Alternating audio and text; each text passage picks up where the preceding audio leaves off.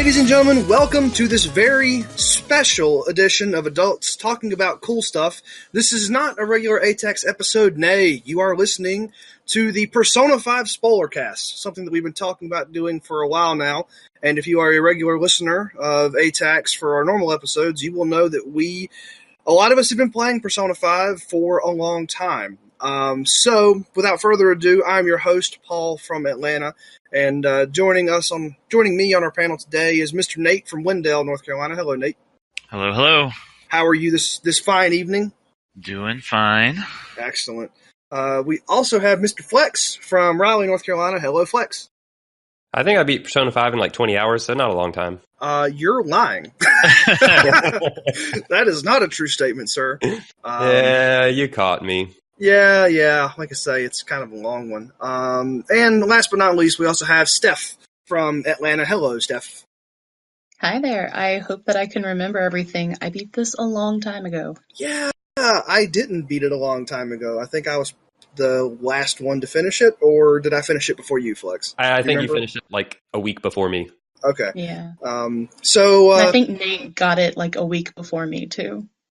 Yeah, I don't remember which of us finished it first, but we were playing it at the same time. Mm-hmm. Yeah, it was funny because you two were playing it at the same time and finished like a week apart, and then Paul and I started almost like pretty shortly after that. Yeah. And then it was we a finished it a week perfect apart. 9 months of Persona talk on ATACS. That's just about true. So we thought we'd do something a little fun. Everyone in Persona had code names because that's super cool to do, right? So I decided that I will be caster for the duration of this spoiler cast.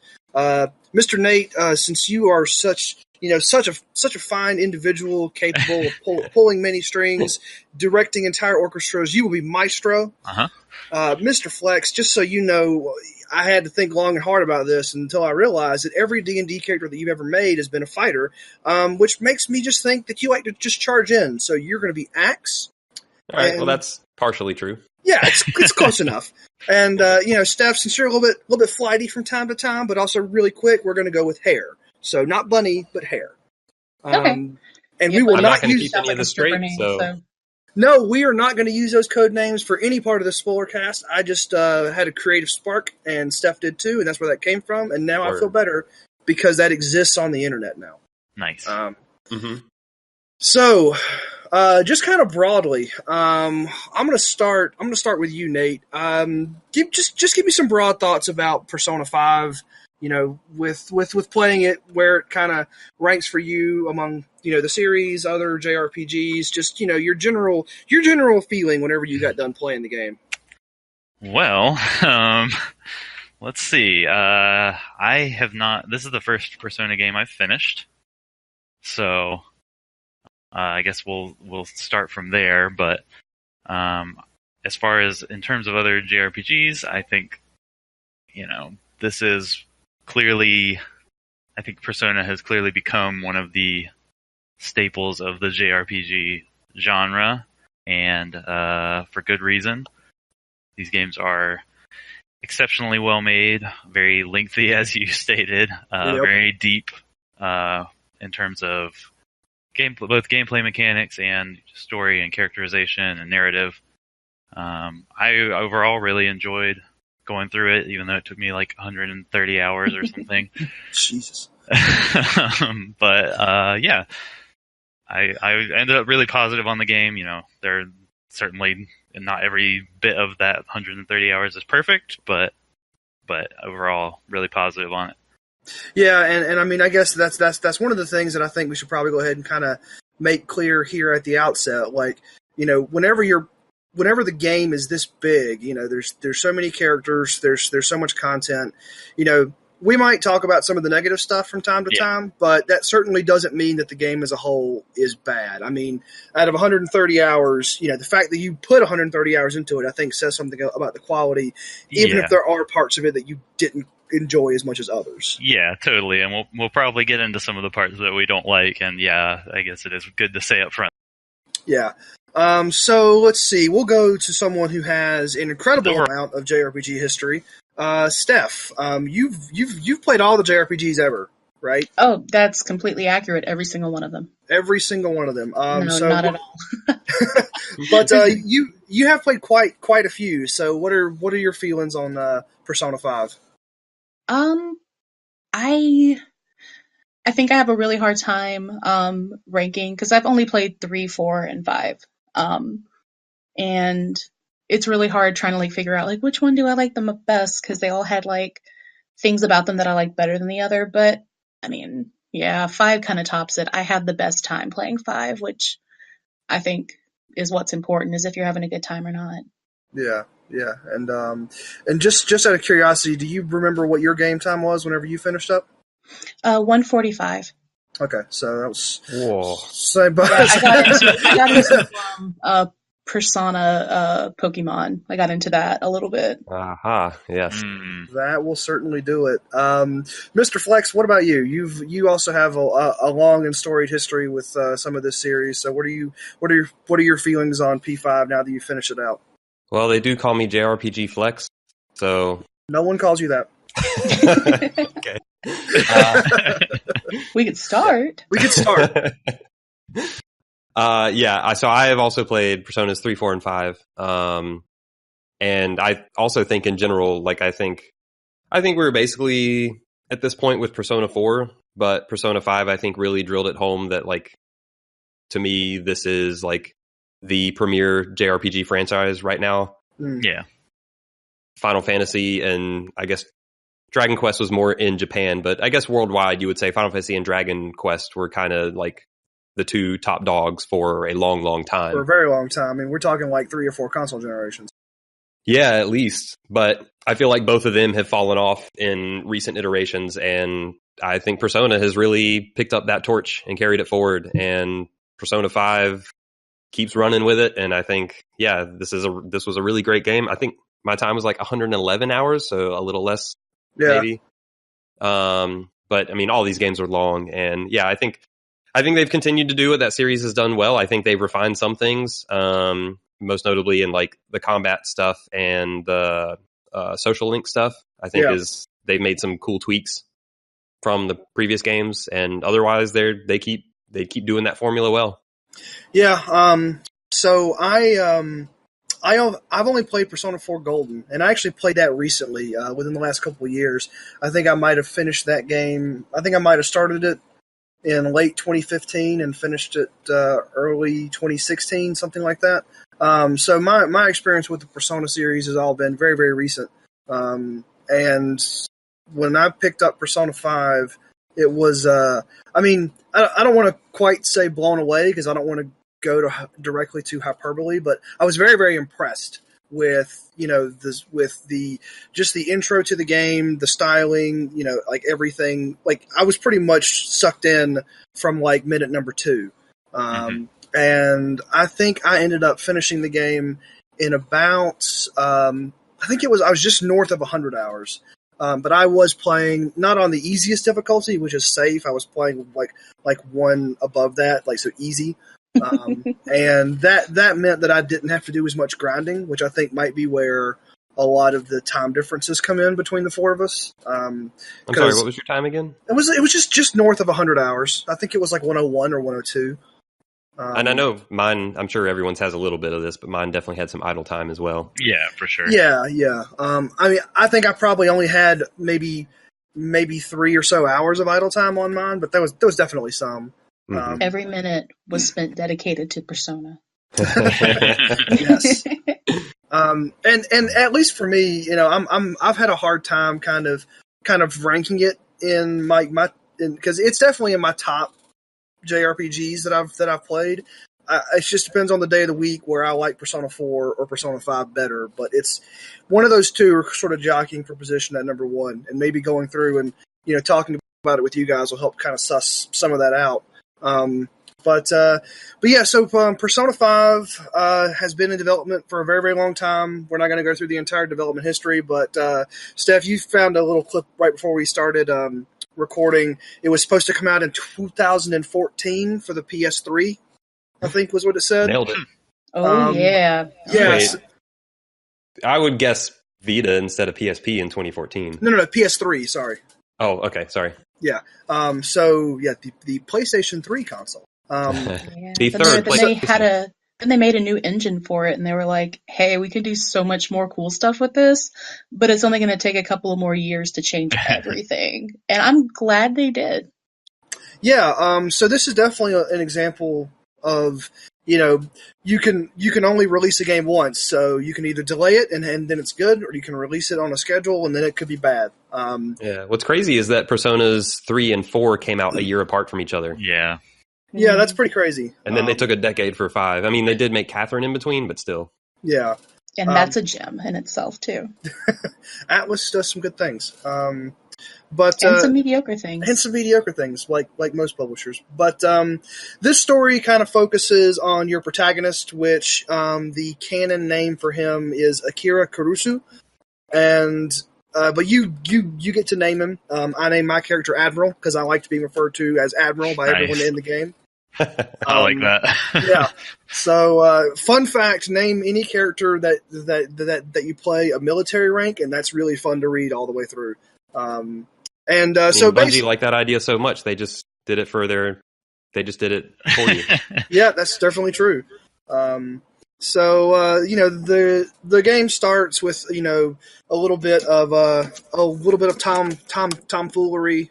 You, as a do-gooder, get into some dude named Shido's business. You don't find out it's Shido till near the end of the game, and he's a powerful guy, and he sues you, which I guess in Japan means something a little different than what it does in America. And you are basically sent to hang out in Tokyo with a caretaker, and you're there. You're on like a 1-year probation, and your entire thing is actually that there's all this injustice, and you are a victim of that.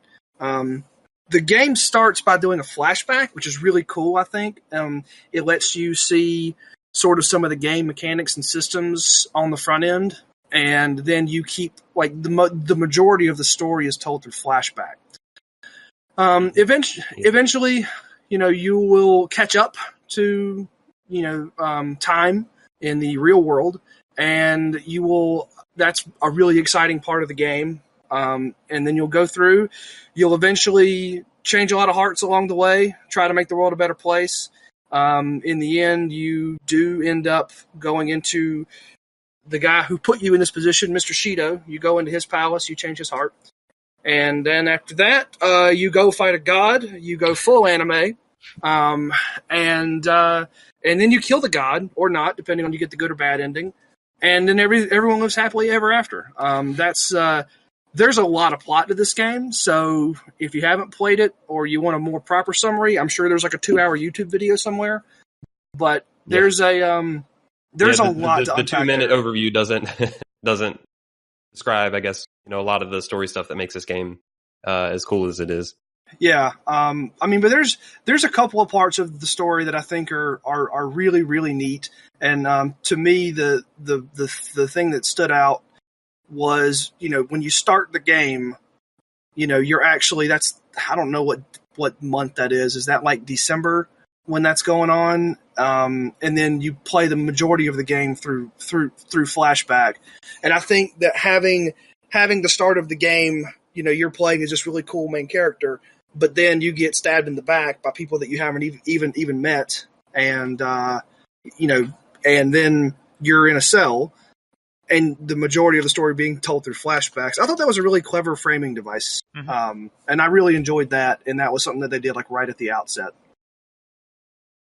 Yeah, I thought that was a good way to set it up too. And the moment where you catch up was a really cool moment. Mm-hmm. Yeah. Yeah, I have to agree. Like in other games, I feel like Persona 3 made you feel like a badass like pretty early on, but I just kind of remember watching the beginning of 5, and I'm like, I'm already so cool. Like I'm already 30 hours into the game. Like, look at me, I'm on a chandelier. Yeah. Which I kind of use that as a tutorial, I guess, because you have a lot of the later game. Well, you only fight like one battle in that segment, I think, but 1 or 2, something like that. Yeah, you fight like a little guy and then a medium-sized guy, and then you fall on your face. Yeah, which is a problem.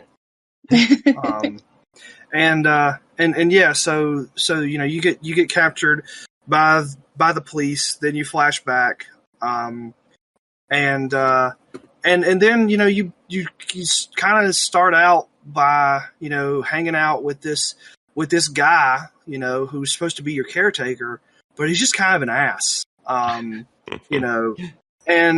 Sojiro, he's the name of your caretaker. Like, he has a really cool character arc, which I'm sure that we'll get into later. But the game just really makes you not feel like you're welcome anywhere, and it does a really good job of that in the first couple of hours as well, which is another sort of dichotomy between what you just saw in the intro, because in the intro you had this team and you were being real cool, but then you flash back and it's like, man, you just tried to save a woman from sexual assault, basically, and everyone hates you. Like, every single person. It's like, wow, how do we get from here to there? I thought that was a little. I thought that was a little bit weird of a setup where they didn't quite explain the leap of how that happened. Because the scene was you interfering with Shido messing with this woman, and you kind of step in, and then all of a sudden it's like, oh, you're in big trouble, and that just kind of happened. And I get that they're trying to convey that Shido's this powerful person you don't cross in any way. Yeah, well, it's supposed to feel unfair, right? Right. The whole theme there is that you're being unfairly punished by the crappy adults. By those adults. Those adults. They never talk about cool stuff. Oh, plug-in. But to touch on the flashback structure of the game a little bit more, what I think it does really well is it does a lot of work to sell the sort of heist, criminal versus the world kind of setup that the game has. Yeah, you're constantly going to these scenes in the interrogation room after you've been caught, and then flashing back into the story as you progress through it. And it'll even flash back every time you get a new team member, and it'll flash forward and be like, oh, there must have been somebody on your team with this set of skills. Yeah. Tell me about them. Or any of your social links, when you do it with the gun shop guy, it's like, oh, you must have had someone providing you weapons. Yeah. So it's really selling that whole criminal heist sort of feeling. Yeah, it does. The gentleman thief. Mm-hmm. Yeah. And I think that's an interesting twist for them to take, because all the Persona games, you're on a team of some sort, but a big theme in this game is anti-adult or authority or whatever you want to label it as, and having it as kind of this shadowy heist group that's building this network of trusted individuals was a good way to frame it. Yeah, I thought that was a really, really strong framing, and it even percolates down into when you infiltrate a palace, which is somebody's subconscious or whatever, and you're trying to make it sure that they're not aware of you, and you're planning stuff around them, and then the calling card mechanic, all that stuff just meshes together really well. And you're wearing especially if you new even costumes think and about, masks. the palaces, how the palaces are set up. Those are all places where heist would take place. Yeah. You're always going in to steal something, some treasure. Yeah. But it's always from a place that you've heard of being stolen from, or are famous places to steal from. So. Yeah, and I think one of the really neat things that they did with the palaces and with the calling card and that kind of stuff is, every single one of your targets that you go after in the game, they all have this scene when you send the calling card. Oh, I love and that. And that scene has their shadow self sort of layered on top of their real self. And that always, they do a really good job of making that look really cool. But then they also do a really good job of making you feel really cool whenever you go into the palace after you send the calling card. Because the music changes, there's a 99% alert level, and you're always dropped right at the end. So all you have to do is just run out, and then you're looking cool with, your trench coat flailing behind you, pulling on your gloves, and you're punch that dude right in his nose. And I think the game really does do a great job, not only from just the gameplay perspective, but it does a good job from, I think, also the plot framing too, because, these people, you can almost see that desperation in each of those scenes where that person is in real life, they're going on high alert the same way that their shadow is going on high alert in the palace.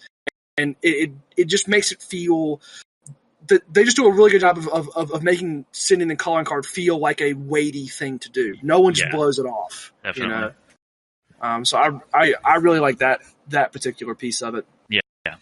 Yeah, and I think this will probably be a consistent thing as we talk, because I think this game does a really good job, like in all of its aspects, of tying, like, of having narrative reasons to explain why you're doing what you're doing. Yes. Like in the dungeons or, out in the real world, like the activities that you actively partake in, or the way you go about doing things. Like there's a narrative construct for it, which I think makes this game like artistically tie together really nicely.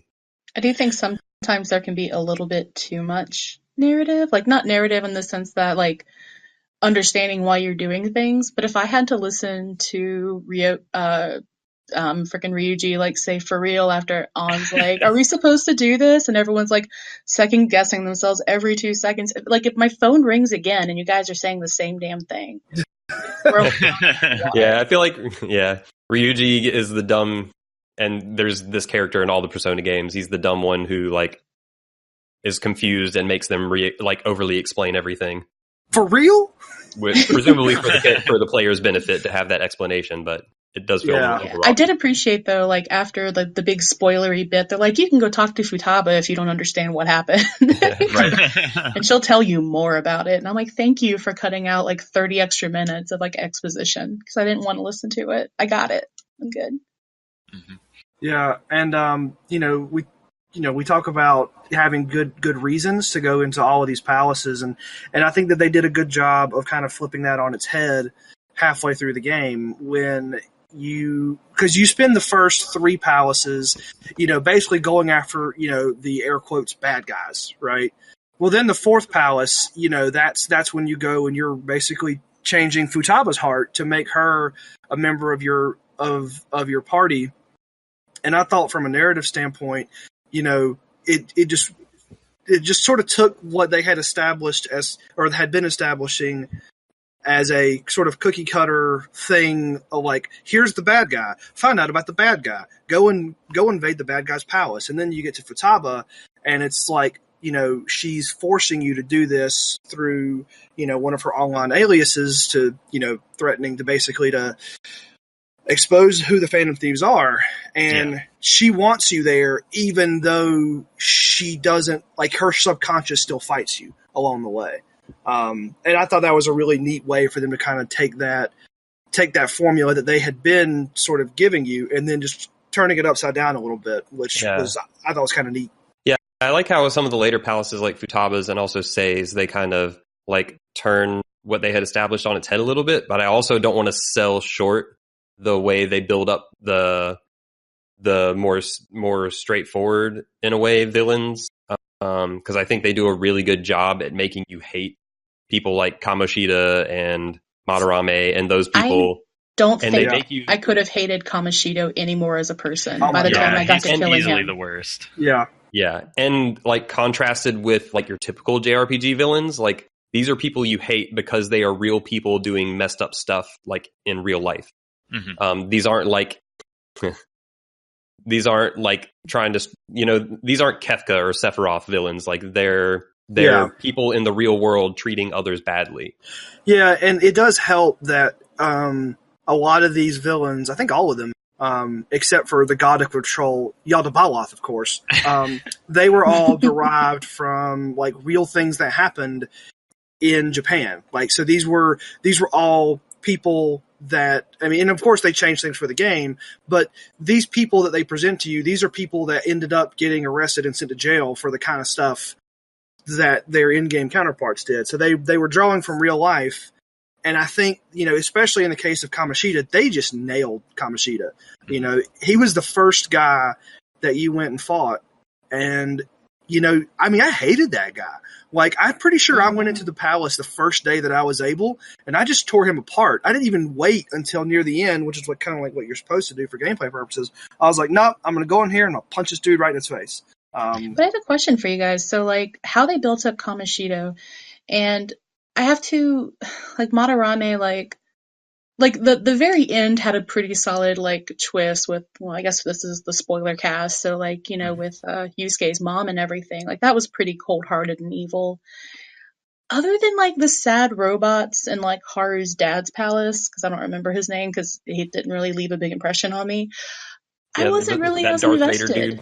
Yeah, I really wasn't as invested in the other bad guys. Maybe, I don't know, maybe it just wasn't dark and edgy enough for me after Kamoshida. But I really wasn't I as do think invested. they did the best job with Kamoshida. For sure. Yeah. To me, Kamoshida was probably the best. And Haru's dad, his name was Okumura. The sad robots made me cry a little bit. Yeah, to me, like I think that there was a message that they told fairly well with that palace and like with how, I mean, it's kind of a commentary on capitalism, basically. And I think that they did a good job of telling the message. But as far as the strength of the characters go, I felt like that Okumura was the weakest of the villains that you ended up facing in the palaces. But I don't necessarily think he was bad. He was just at worst forgettable. Yeah, I don't think any of the palaces were necessarily bad, and I don't think any of the bad guys were necessarily weak. It's just Kamoshida started off so strong. Yeah. I think they really did start off with the best one. I mean, I did like Okumura as well. But yeah, they really started off with a showstopper with Kamoshida. I mean, maybe it helps that like I'm an artist, so like Madarami's like really hit me. Right. But otherwise, I'm just like, man, I don't really want to kill any of these people. Like, I really wanted On to kill him. Yeah. You know, Shido, I was like, you're kind of a cool golden lying floating spaceship thing. You're okay. Yeah. So I don't know, like whenever we got, because I feel like that the game did a pretty good job all the way through to sort of, you know, keep the player interested. But to me, the whole thing kind of, like, the game started to get a little uninteresting to me. Like, I started to get a little tired right around, I guess it was probably for me, like, hour number 70. It was basically right after I ended up beating up Okumura. And then I'm like, all right, what's next? And until I found out that Nijima was next, then I was like, oh, okay, now you've roped me back in. Because I think that they did a good job of making the game pick up and making the plot pick up right around the time when I was getting close to bouncing off. Because I thought, I was like, okay, I'm ready for something else to happen. I'm tired of just going into palaces and getting party members. And then it was like, okay, well, here's Nijima. It's like, oh, I'm about to catch up. I'm about to know what's going to happen next. And I thought that was a really good timing. Yeah, and I think that is one of the strengths of doing the intro the way they did, because there are some lulls in that game, and I think one is right after the Okumura Palace. And then you get to the point where you see the casino, and you're just like, oh, okay, now things are really going to happen. Mm-hmm. Yeah, they do a good job pacing that story. I mean, I still definitely got a little fatigued with some things that 60, 70-hour mark, just because that's a long time.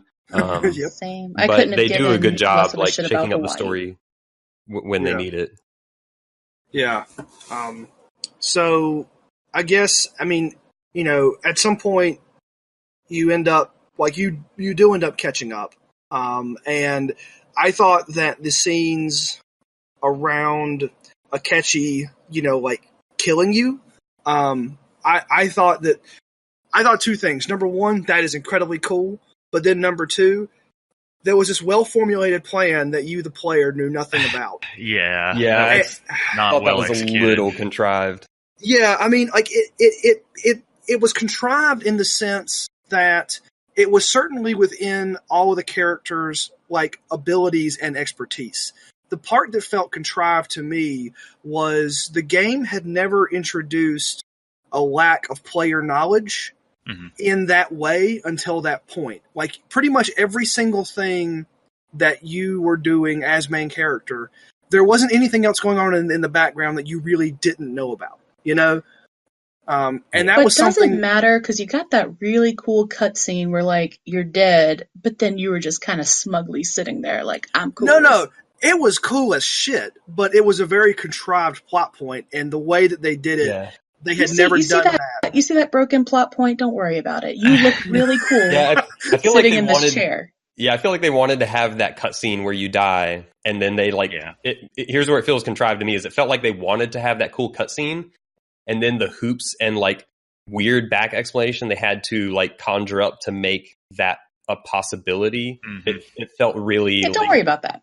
yeah, it felt really Yeah. like pieced together and overly constructed in a way that they were like trying to convince us that that scene was worth having for all of Yeah. that explanation. You have a talking cat that's like the hope of humanity. Don't worry about it. And apparently Yeah. it all worked because that cat said something about pancakes and Akechi heard it.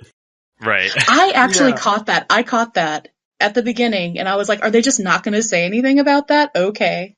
That's Mm, pretty funny, actually. yeah. I was actually a little mad about it, and I was like, all right, you guys are a bunch of But then dumbasses. they do make whatever. good on it. Yeah. Yeah. Yeah, But I there's- was more upset. Nope, Sorry. I was going to say, I was more upset. I don't remember if that cutscene happened there or if it was like later on, but where they give you, because you know they do that thing where they're like, oh no, Ryuji didn't make it when he jumped off the boat, you know, thing. Mhm. But then I'm like, I don't care, like he's fine. Yeah. But I really thought they were going to kill Sojiro, and I was about to stop playing. Yeah, I felt pretty bad about that part.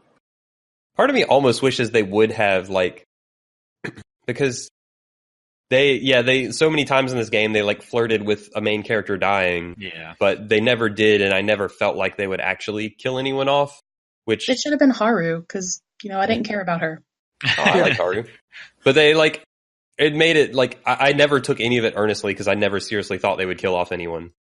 Yeah, they kind of walked the line a little too much on that between like, oh, this is a playful story about teenagers rebelling against the system and everything feeling generally safe, and then occasionally trying to like turn it up in intensity and be like, oh no, this character died, and yeah, it never came across as I don't know, genuine or believable. Whenever I would have that feeling, I would remember, yeah, but they had a girl jump off the roof and almost die. That's true. Yeah, Yeah. which I It think was starts one of the pretty- most powerful moments of the game. Yeah. It Yeah. starts pretty dark, for sure. I thought it was going to get darker. I was hoping. Yeah, from Ouch. there it does kind of turn into like goofy kids. Like, I mean, this to me Stupid is kind of one of the adults! charming things I'll about steal the your heart. Yeah, Hmm. it's like goofy kids making this weird, society, and it all comes off as very playful. Yeah. And like I thought it was kind of charming, but yet when they did try and make the darker turns, it maybe didn't mesh quite as well as it could have. Yeah, they just couldn't sell it in that context with everything else that happens in that game. Well, and I guess there's also something to think about that, in the series history, so far as I know, main characters don't really die in the Persona series. I would like you to meet Dorkun. I don't know what that is. Can we spoil things from other Persona games? I don't see why not, as long as it's relevant. I don't know. Like, to our do you remember discussion. the end of Persona 3 Flex? Absolutely not. Oh, well, you kind of. Well, spoilers for Persona 3. You basically die and become the door to keep like the bad stuff in. Oh, that's right. Yeah, And you die, and you're freaking like, depending on who your waifu is, like your waifu's arms. So yeah. Sad. But that's Yeah, the end of the Persona- game, right? Right, that's the end of the game, and that's also a main character. Oh, it doesn't matter if it's the end of the game. I remember a fair amount of Persona. I played Persona 3 a long time ago. I remember a fair amount of that game, except for the ending, because as much as Persona 5's ending got anime, Persona 3 is even more anime, and it becomes a whole lot of nonsense that I could not keep up with. Do you mean the guy? Do you mean was he Ryuji too? The guy in the scarf? Let's see, Persona 3, Yeah, yellow scarf guy. That was Ryuji, right? yellow scarf guy. I'm He's looking. maybe. I don't He see is him. waiting. Yeah, Ryoji. Oh, Ryoji. okay. Yeah. Yeah, it was something similar to Ryuji. Yeah. I mean, I in Persona kept 4 getting had Yosuke and had Yusuke, yeah. Yusuke, so there's Yeah. definitely Yosuke Hanamura. He was. Well, he was. So since we're cool. kind of like on a negative moment, what was everyone's one most infuriating moment in the game? For the plot. For anything. I mean, I think for me, it was exactly what we're talking about, like with how contrived Yeah. that little thing was. Because I mean, like we've talked about it a bit, but just like for me, whenever they start to break things where like they have never in the entire course of this game played the trick of you not knowing something that main character knows. They never did that before. And whenever they did it for that spot, I was like, I don't feel bad because this is a cool scene, but you haven't done this before, so that's what makes this feel so contrived and so just like out of thin air. Yeah. In terms of just like being frustrating or not enjoyable, it's definitely the aftermath after that scene where you like go back to the cafe and everybody's like going through long. They just have that long explaining spiel explaining. Yeah, it's so bad. Yeah. I would also, for me, it's either that or the ending. Yeah, I also didn't like the end stuff. And both of them are kind of for the stuff. same reason, and that's because, like, to me, the strength of the Persona stories, especially compared to other JRPGs, is they are a lot more grounded in following high school kids dealing with fairly real-world situations for the most part. And those were the two moments in Persona 5 where it did start feeling more contrived and unbelievable. And I think those are the two parts of the plot where it just kind of lost me and was like, well, all right, we're getting a little, you're just going off the rails here a little bit. My most infuriating like moment was when Morgana ran away, and then you solved it-ish, and then Morgana turned into a freaking bus and ran around in mementos. Yeah, that was not fun either. yeah, I was very upset. And yeah, we'll is this when he like hooked up with Haru? Yeah. Okay. Yeah, and you know, I think that's what started me not liking Haru. I'm like, you're making this worse. Yeah, and I don't know, like I feel like that right around that time that you're talking about stuff, you know, that was also when I was having some frustrations because I'm like, look, Morgana is being an idiot, Ryuji is being an idiot, everyone's being an idiot. I just want to go and into this palace and do this thing. I don't want to sit here and deal with people throwing temper tantrums. Or are they being idiots in ways that teenagers would be idiots? Yeah. Well, see, Morgana, I thought, was being more like a 5-year-old. Dude, everyone was shitting on Morgana. Of course Morgana was acting up. Yeah, Ryuji was being kind of a dick. Crisis. Yeah. Oh, look, I'm not saying that Ryuji wasn't being a dick. All I'm saying is that Morgana quitting the party and then making me chase him all through Mementos on foot. I was like, this is the worst part of this ever. Yeah, that was a bad way to deal with that story arc. Is just having you chase him through Mementos. I felt like that was Ryuji that was just kind of never tedious. really gave a proper like sorry or everything. Nobody said anything about it. Like it was, and then the fact that Ryuji is the reason why you got caught half the damn time anyway. He should have been kicked out the group. I mean, that's true. His calling card was bad too.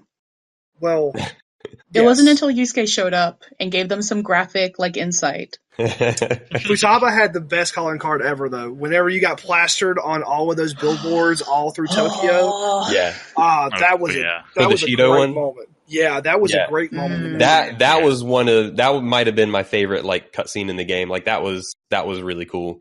Really cool. Main character. I think was that the first time that you heard his voice was during that cutscene? I mean, you would hear him just like in dungeons and in battle. He would say stuff. But not like dialogue. Yeah, but I think in terms of actual dialogue, that was probably the first time. Every time in battle, he would say something like, Persona. Like the things people say in battle, and like every time I like identified it and picked me out, I'm like, it would always weird me out that he had a voice. But yeah, that was that one cutscene near the end of the game was, I think, the only time where he really like delivered lines of dialogue. Yeah, and I just remember like thinking like, that was so cool because like he's been a silent protagonist and now he's talking. Holy crap, he's up there and he's talking. So I think that they did a good job with that. I really enjoyed that part of the game. Yeah.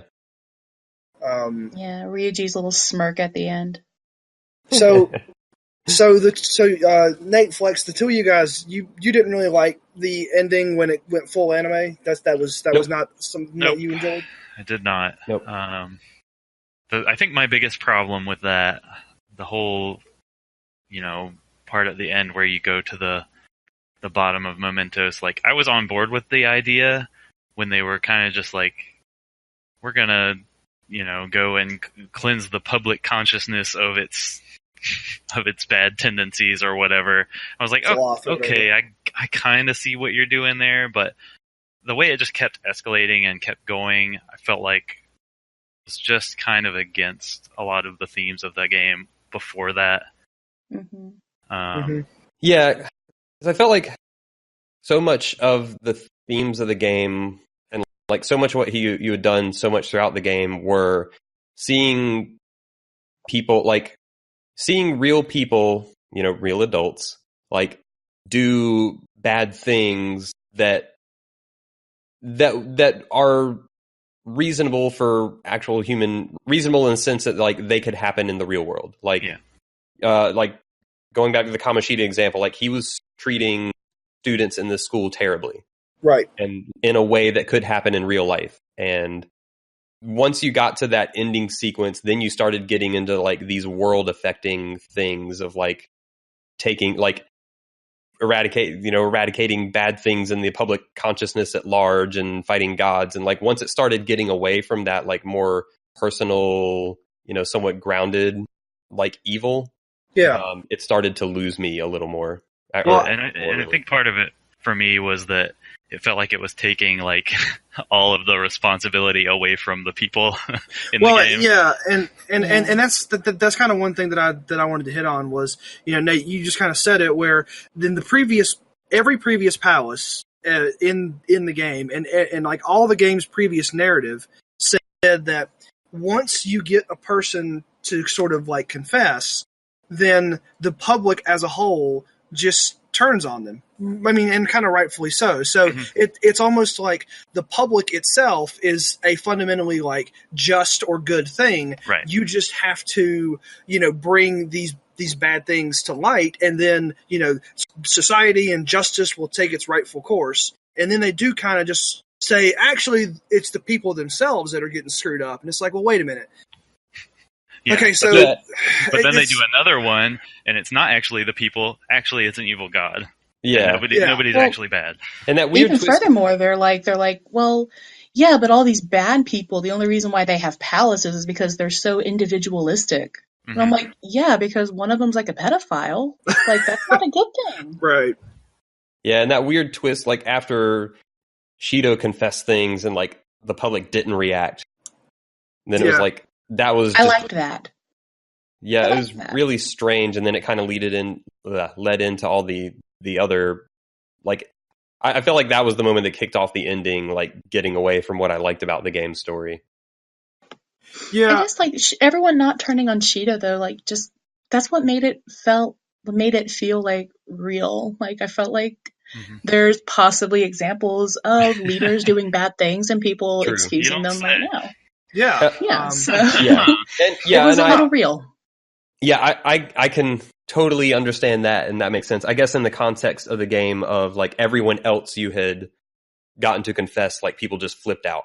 Yeah. And that is I think number one, it is reasonable to say that someone could confess and then everyone not freak out. Like that's a reasonable point to make, because that's kind of something that you could see happen in real life, but also the game had established a narrative pattern to that point, and then it broke the narrative pattern. And the more that you found out about why the game broke the narrative pattern, you get led to because an evil god. Right. And I kind of think if that wasn't the ultimate conclusion, I would have been okay with it. Yeah.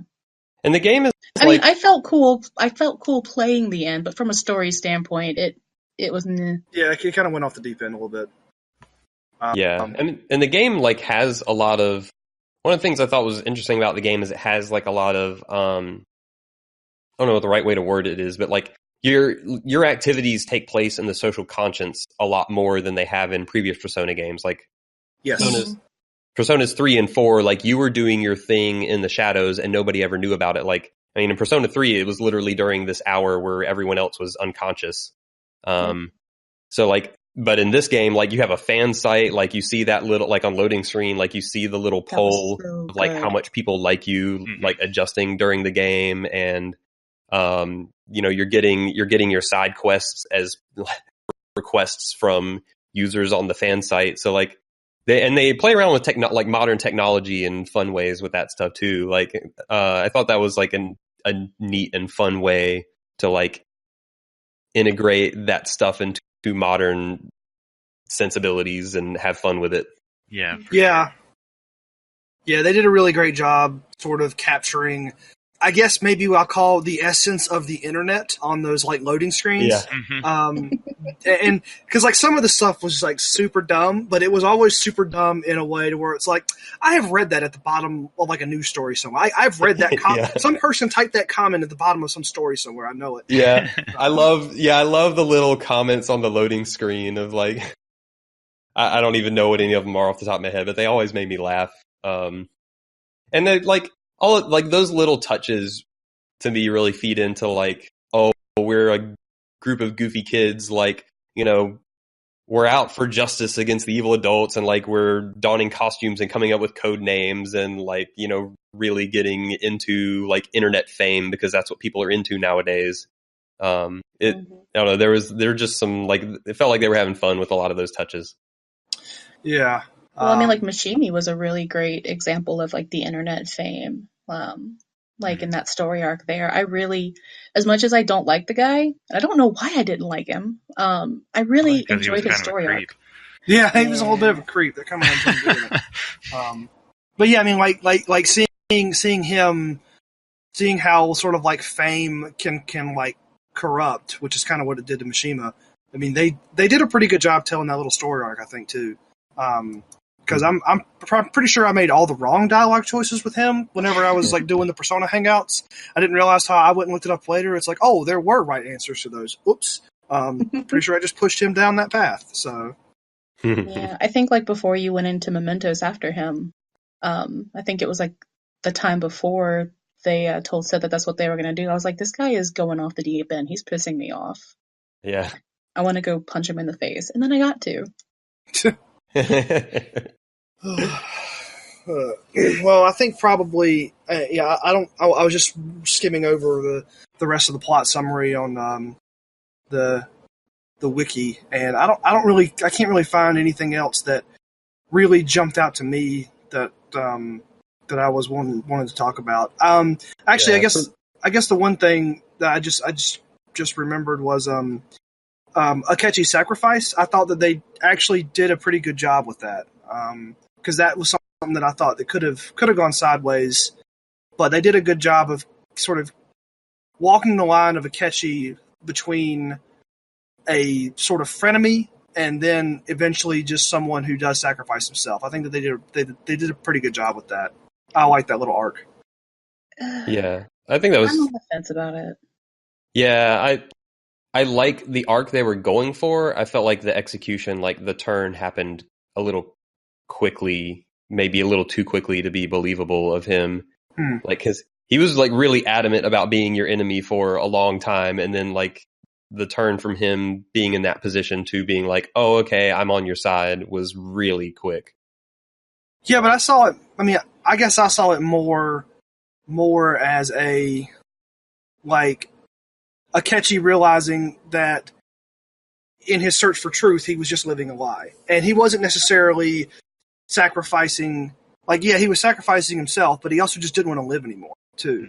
Mm-hmm. That's kind of what I was pulling out of that, which was, yeah, it was a quick turn if his only goal was to like save main character, but to me, it was more like, you know, he realized he was wrong, but not only that, but he was wrong about everything, and he can't bear to live with that kind, like with being that wrong.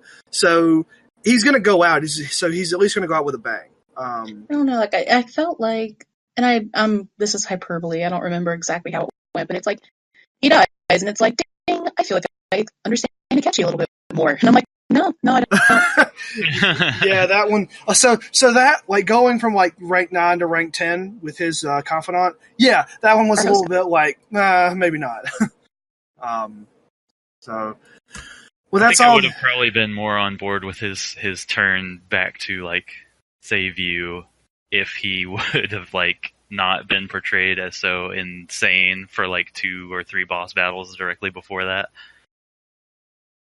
Yeah. Yeah. I would also say, like, for me, a lot of the stuff I actually liked about the story was like a lot of the little moments. Mm-hmm. Sure. Like a lot of there were a lot of big bullet points that were really good. You know, like how, you know, setting up Kamoshida again was as a villain was really strong. But I think, and this has been true with me in a lot of the the Persona games is a lot of the story points that really hit with me are like the little interactions between the characters and the little things you do around Tokyo and your downtime and all of that stuff, and building your social links and all of that. And honestly, I think that's actually a pretty good segue for us to talk about the characters, because I do want to get into a lot of those interactions. So I think unless anyone has anything else with the major overarching plot, let's take a break, and then whenever we come back, let's talk about the characters in the game. Does that sound good to you guys? Sounds good. Yep. All right, we're going to take a quick break. We will be back right after this.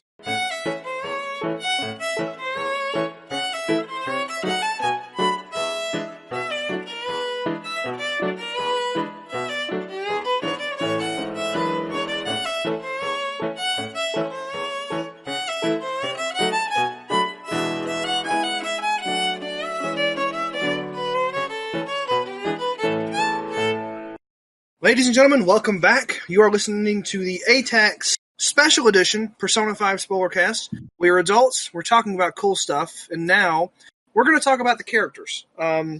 Persona 5 had a pretty good number of main characters that are in your party. Not counting Akechi, who was only there for a brief period. There were 8 members of the party, counting main character. So that's quite a number. And then there were also a whole lot of confidants. There's Igor. There's Caroline and Justine.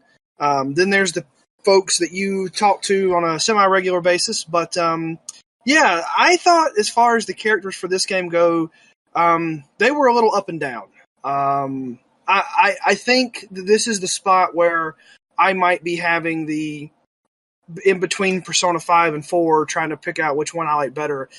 I think that it may be because I like Persona 4's characters a little better, but I don't know. I think that the main character is, he's your standard silent protagonist.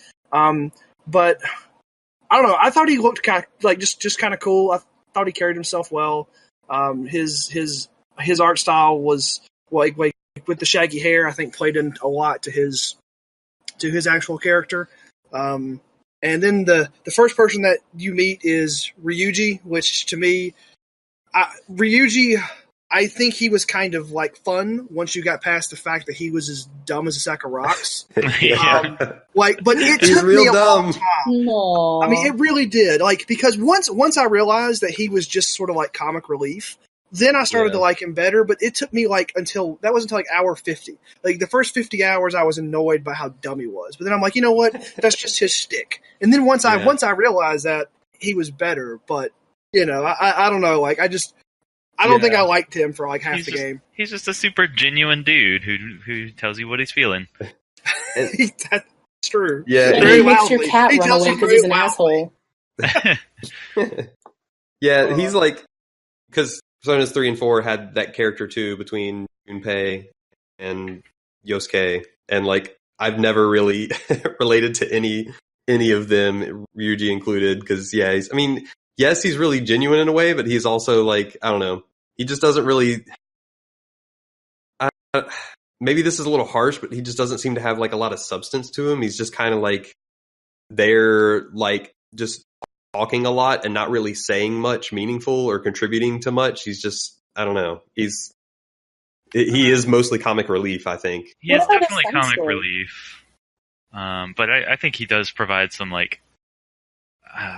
he's obviously not an intellectual. He is pretty dumb, but I think he provides some emotional support to the other characters at times, even though he's mean to Morgana sometimes. Yeah, I don't know. I have a hard time thinking of him providing positive emotional support. He's more just the guy who provides the id style reactions to things of just what for real? He's just flips out when things happen. But yeah. And when you guys are at the mall, he goes, "Oh my god, we're the Persona people, guys. We're so cool." I cannot believe in 100+ hours of that game that he nobody ever from all the crap that he says out loud in public spaces that nobody ever picked up on the fact that he didn't blow your cover as the Phantom Thieves. Yeah, I mean he did to oh my gosh, Makoto. Mm-hmm. Yeah. Yeah. Yeah, I don't know. I think that there's some pretty sad backstory with him. He just lives with his mom. His dad was apparently an alcoholic, and that caused problems. He was on the track team until Kamoshida broke his leg. And then he ended up getting the track team disbanded because of his big mouth. So he had a pretty rough life. To up until the point to where him and main character get together. But yeah, I guess the major thing I got from Ryuji throughout the game is that the group, the Phantom Thieves, would be a whole lot less positive without his presence, because he's just super earnest about everything. Yeah, I guess that's true. He did bring a lot of energy. Mm-hmm. I'll give him that. Yeah, and I guess he was kind of like everyone's emotional pep talk. It's we're not going to give up, guys, for real. And that was just kind of his shtick.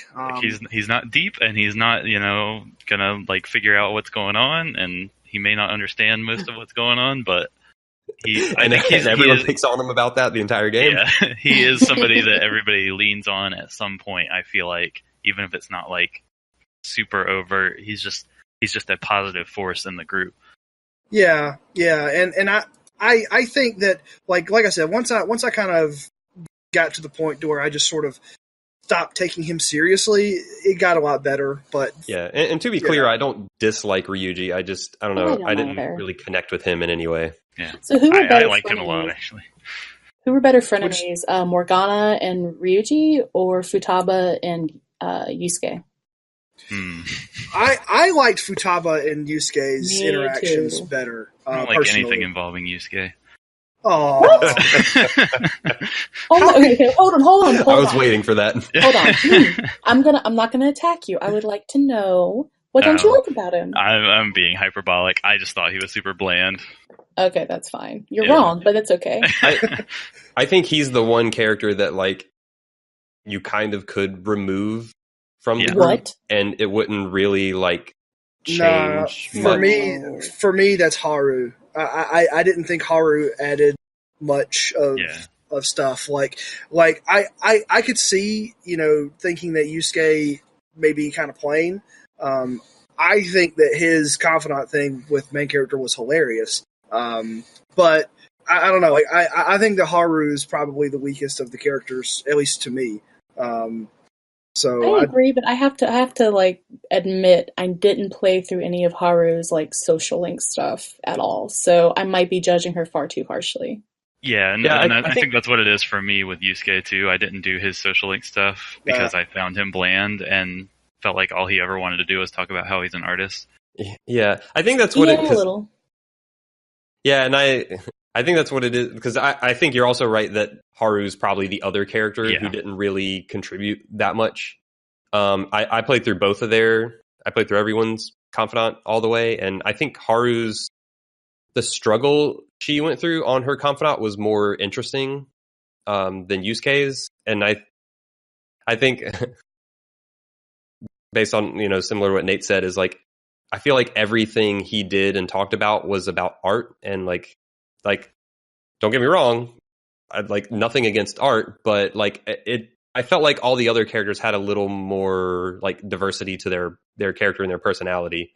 And I feel like he was a little less fleshed out than the rest of them. And Haru's maybe the other one who's kind of close to being in that bucket as well. Mm-hmm. But I excluding those two characters. I liked the fact that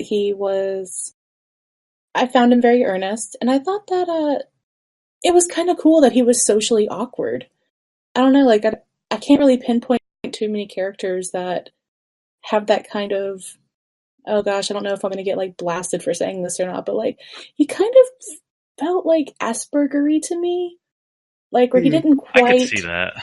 He didn't quite catch on to social cues in the same way everyone else did. Yeah. I don't know if it was by choice or not. Yeah, you talk about stuff like asking On to pose nude for him to paint. Right. Yeah. Just kind of bluntly saying things like that.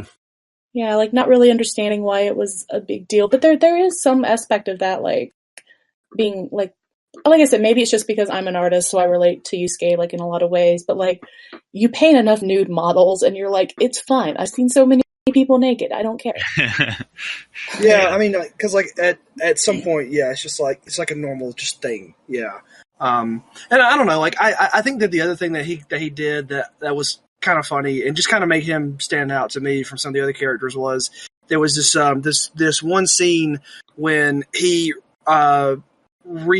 redoes all of Futaba's figurines. Yes. And then she just like, bah, because she had them arranged in like certain fighting stances or like what I don't remember exactly. But, like, you know, he made it more aesthetically pleasing. You know, I thought that was really funny. He also, you know, bought some lobsters just because he thought that they looked good, but he wasn't going to eat them.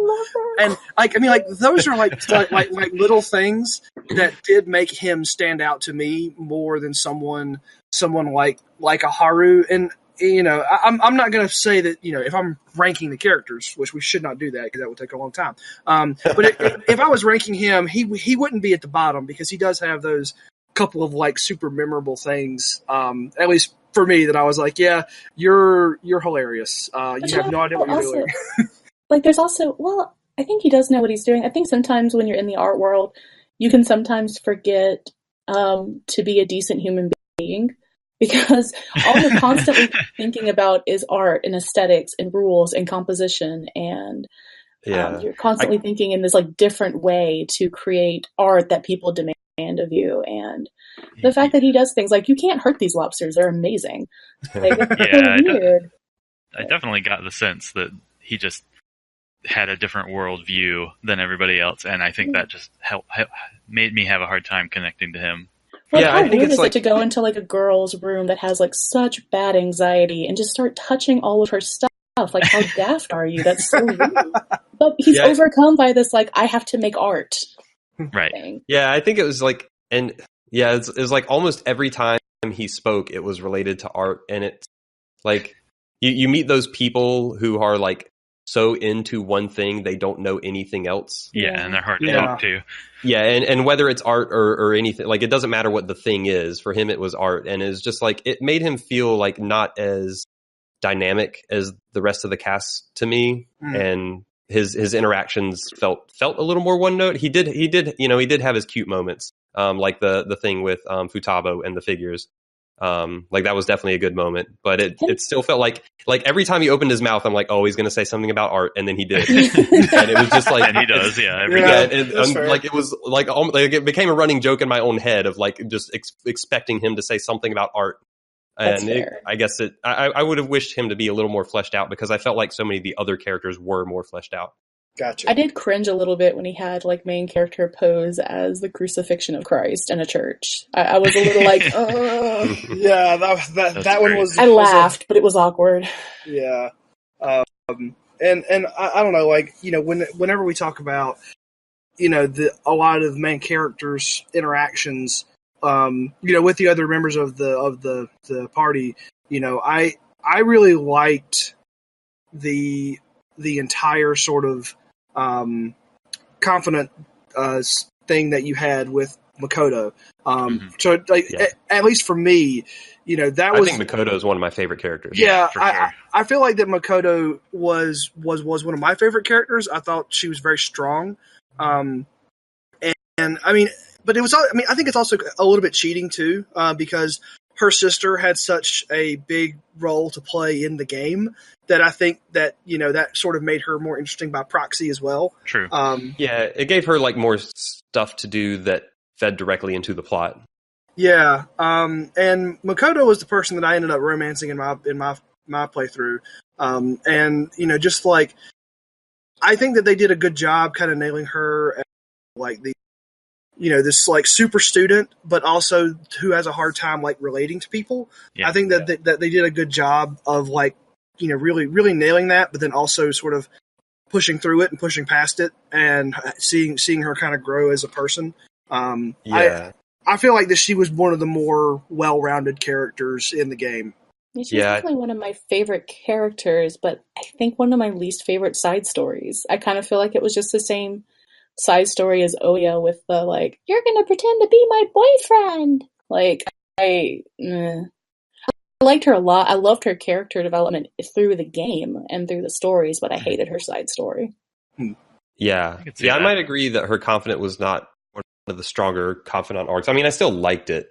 And I liked that it showed like her, because the thing I like about her character is like at the beginning, she seems like this super student, can't do anything wrong. Like she's destined for greatness, blah, blah, blah.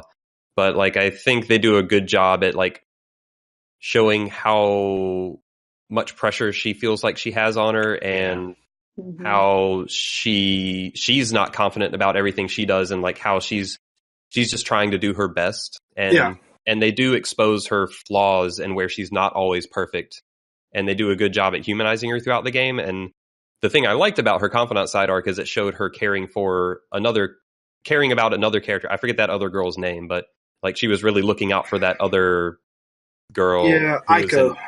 Who was in trouble. Or Iko.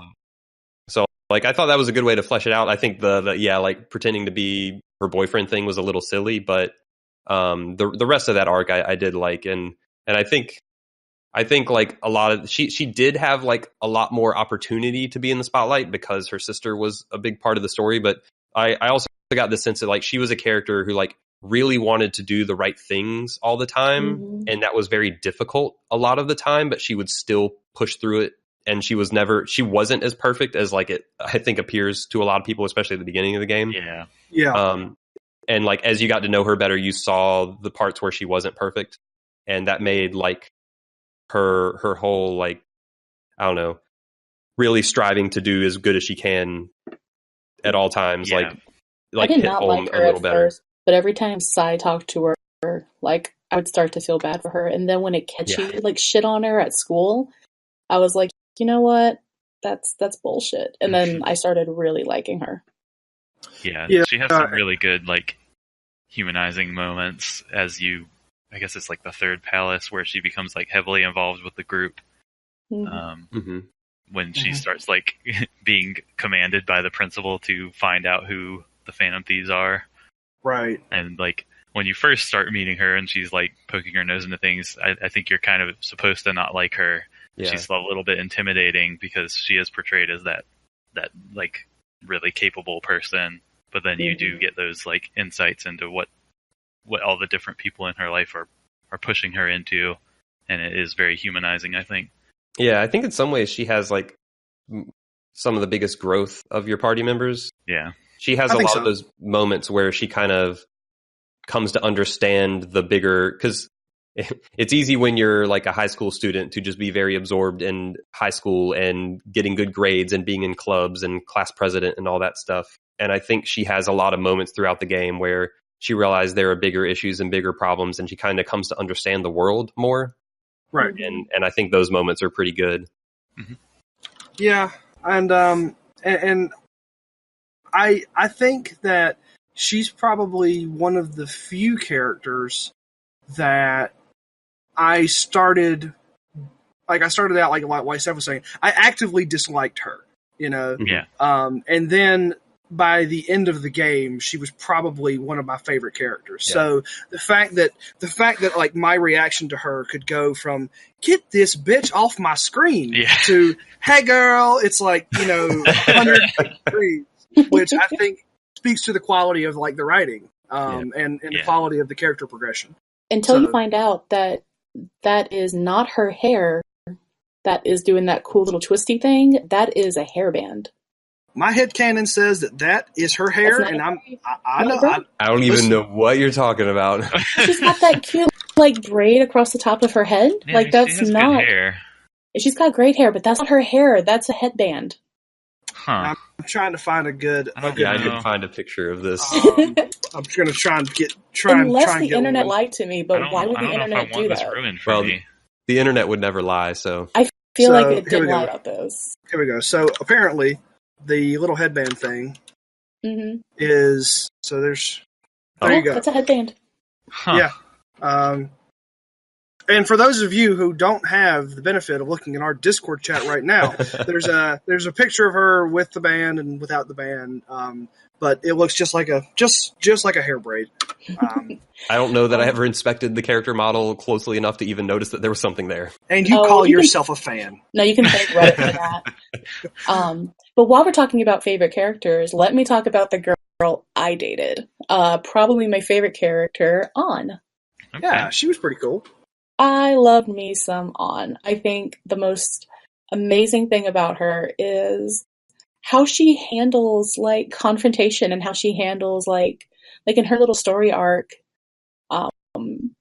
like the other model was being a complete bitch to her, and she's like, you know what? You're kind of like an evil villain. I love it. Like, I'm going to be better than you because you're awesome. Like, I love her positivity. She's a little dumb. Yeah. A little bit. A little dumb.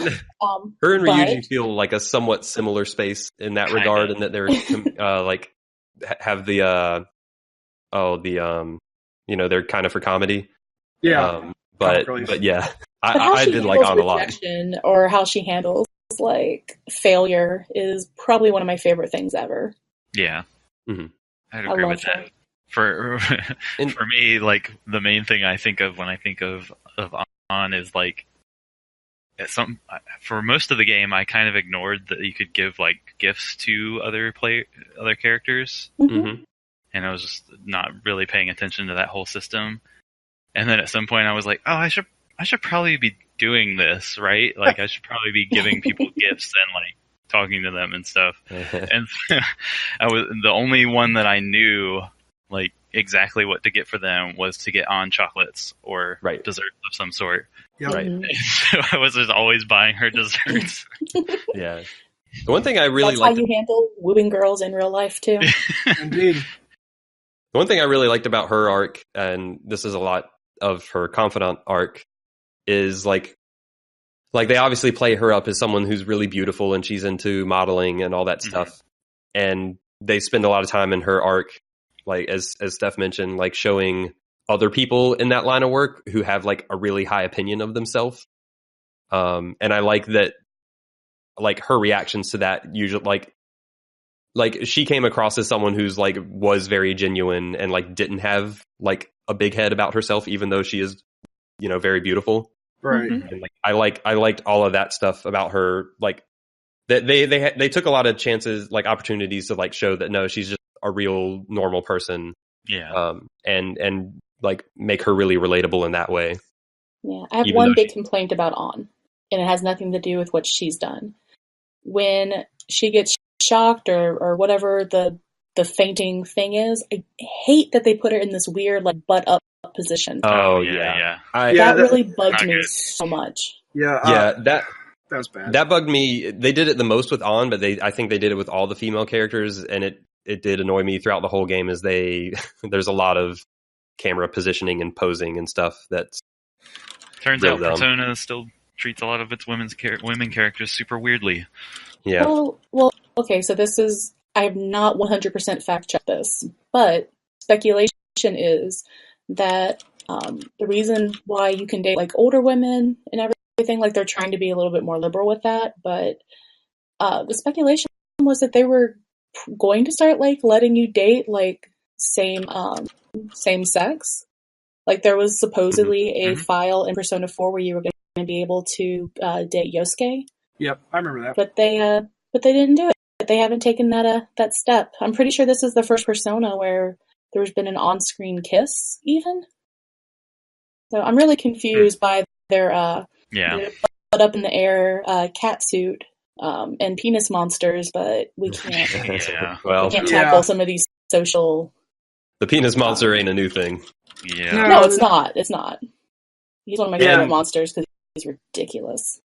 I was really bummed that it was not weak to ice, but anyway. Yeah. That's funny. My guess did not pay off, and I was disappointed. I love it. That's great. That's really funny. Yeah, and it's like, and I feel like, and they've done this in Persona 3 and 4 as well. Like Persona 3, it was Yukari, and 4, it was Yukiko. So like, I feel like they kind of set up on to be like the very, like, she's the one they set up as like, oh, here's the beautiful person that you meet early in the game, and like this is the romantic interest. And Right. they kind of, I feel like they kind of played her up that way a little more than the other characters. And I think stuff like that dumb pose you're talking about, like they focused more on her beauty and objectifying her, I think, than they did the other characters. And it's totally against her personality, because they don't portray her as this blonde bimbo kind of character. Because, and that's what they did a good job with in that confidant story, is like she constantly called people out for like portraying models as, you know, ditzy, beautiful objects and nothing more. I would love her to meet up with Rize, because she had no problem flaunting herself. Yeah, that's true. In Persona 4, so that would have been interesting. Yeah. And I think the only one I'm sorry, go ahead. Oh, I was just gonna say, like, I thought it was kind of funny whenever you're like going down the confidant path with on, you know, it's like you're sitting there, and then you get to like rank 9, and then that's when you make the choice between, you know, relationship or friend, and like she's just like, I love you, and it's like, what do I do? You know, I think she was the only character, you know, unless I'm missing somebody, I think she was the only character that kind of like put you on the spot like that. Yeah. Which is like a very teenage thing to do. But. Yeah. And I mean, like, I didn't hate it.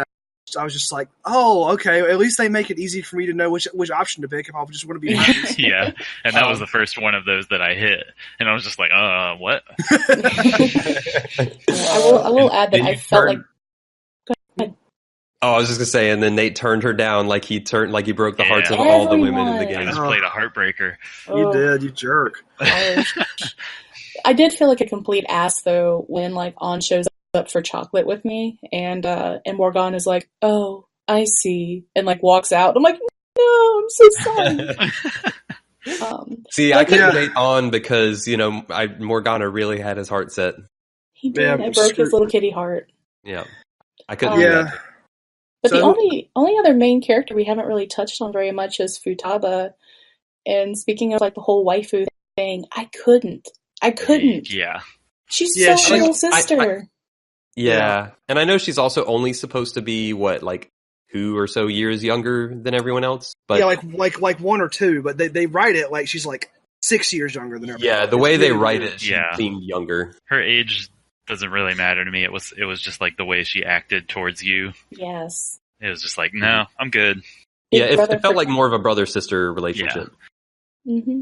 Yeah, and I'm not trying to call you out, but I remember, you know, Paul was watching me play, and he's like, "That's who I'm dating, the cool hacker chick." And I'm like, "You think that, but you're not." Yeah, and then he played her, and he's like, "Nope, I can't do it." Yeah, yeah, because like they really do lean into that pretty hard.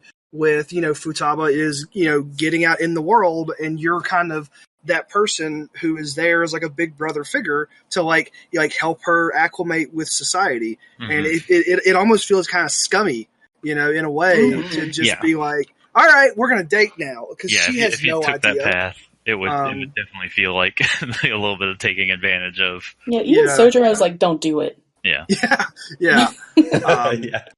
But, you know, I really did like Futaba's character. I thought she was kind of like she was just fun, you know, like a lot of her interactions and things that she would say, and even like her like background animations of like playing with Morgana whenever you're at your hideout. So cute. It was just, she was just like a fun person to have on screen, I thought. Yeah, she was really funny because I mean her whole arc is being very like just incapable of dealing with social situations, but then she also has this really playful side that when it comes out like seems like pretty forceful, and it's like, so she would toggle back and forth between these two extremes, which she was a pretty funny character too. Like she definitely had her moments that were really amusing.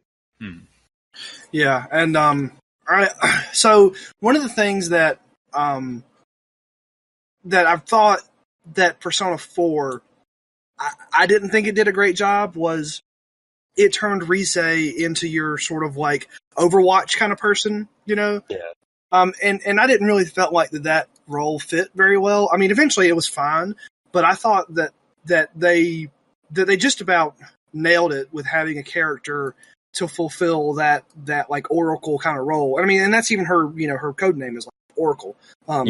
and I think that she, as a character, really fit in well to that sort of like, support kind of role that they had in the palaces. Thank God for that attack up. Oh God. She was so useful, and the recover SP and HP and things like that was so useful. Yeah, I definitely agree that she's a better fit than Rize, and I don't remember because they've done that exact same thing in all three of them. I forget what so bad. Blue-haired girl from Persona 3. I don't remember. Yeah, I forget her name, but I think Futaba fits that role better than the previous characters. Yeah, that have done that. So I guess really the only persons that we haven't really talked about on this list, Morgana and Akechi. I don't really know that I've said what I want to say about Morgana. No. Yeah, I mean, we don't have time for that. We have to go to sleep, guys. That's true. I hated Morgana. Start to finish. Start to finish, I hated that character. Even Morgana had nightmares? Like, you didn't, get a little... Morgana was a nightmare. That was his problem. Good kitty. Morgana kitty. Yeah, and I recognize Morgana's role in the party and in the narrative, and, I don't hate Morgana so much that it makes me dislike the game, but any scene where it was, me and Morgana, and it was talking to me, I was like, can you please stop? Oh I don't want you anymore. Wait, so now I do want to know, what is your, list of characters? Is Morgana at the bottom of your character list? Well, I'd put Akechi ahead of Morgana, easy. I'd probably put a lot of things in front of Morgana. I put Morgana in front of a truck. I really did not like that character. Morgana kind of becomes a truck. Yeah. No, I never wanted to stop playing the game, but as more and more characters were introduced, it just made me realize just how much better all of those other characters were.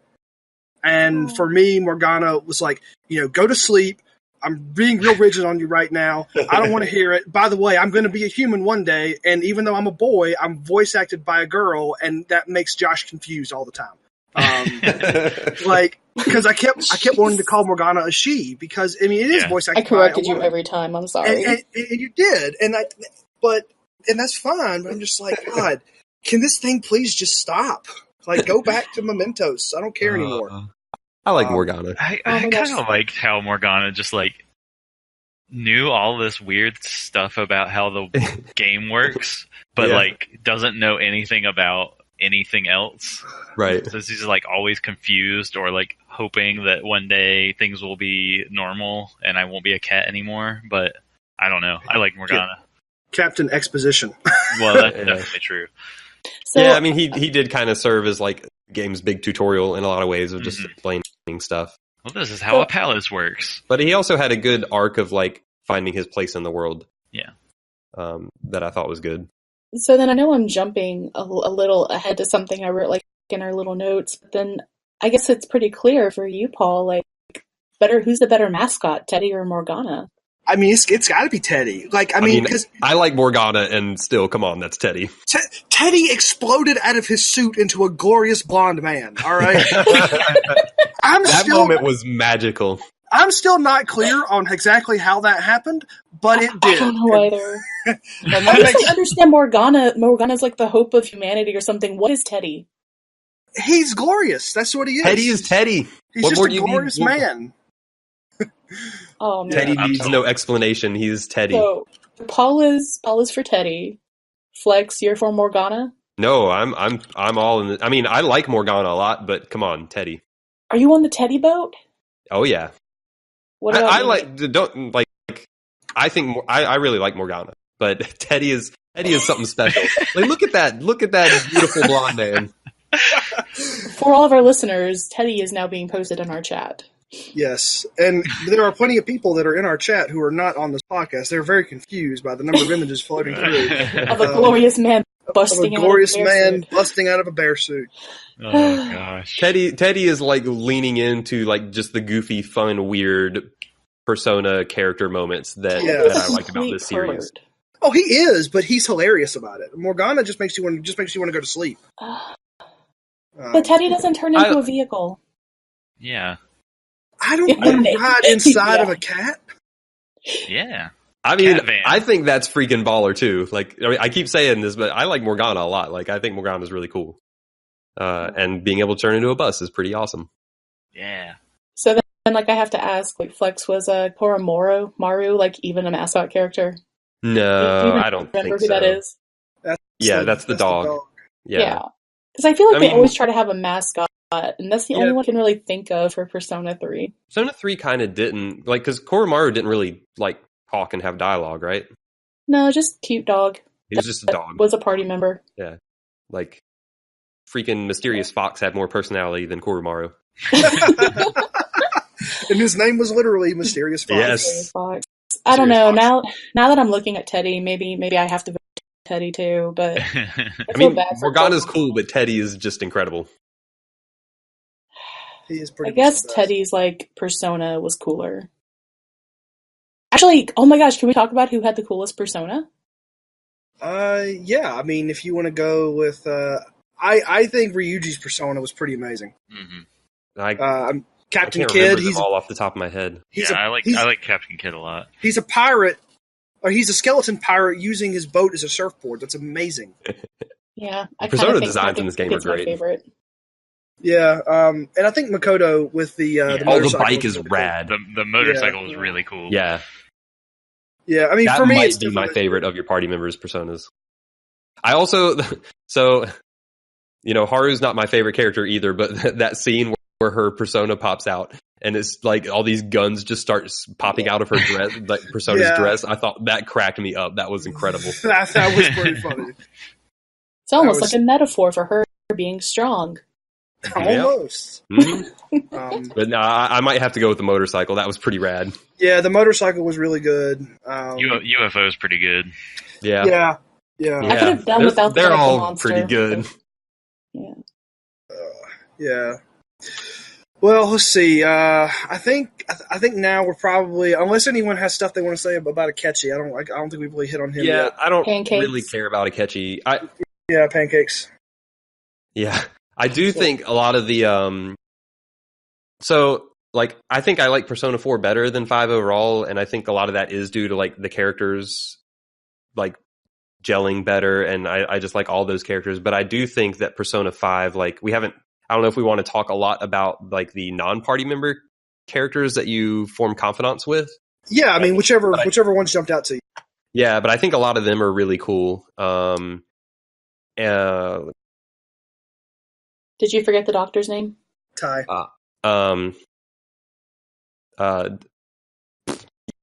Well, now that you said that, yes. Ty Takimi. Kawakami.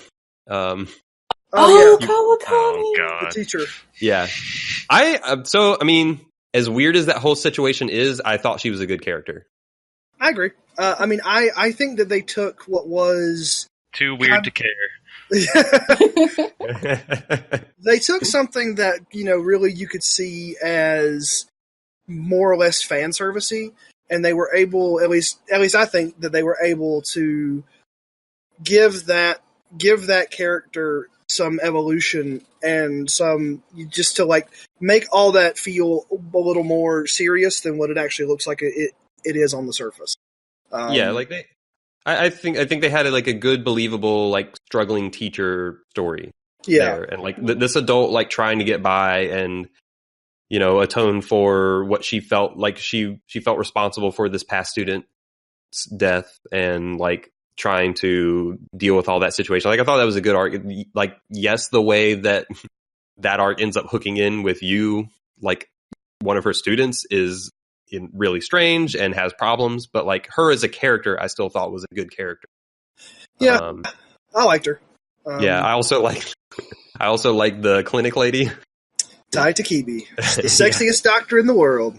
Yeah, but even aside from that, just like her whole like demeanor and like her like, I don't know, like you could tell like she really cared about doing a good job and curing people, but then like her whole like goth demeanor towards people, like combined with like being a super genuinely helpful person, I thought was like an interesting mix. Yeah.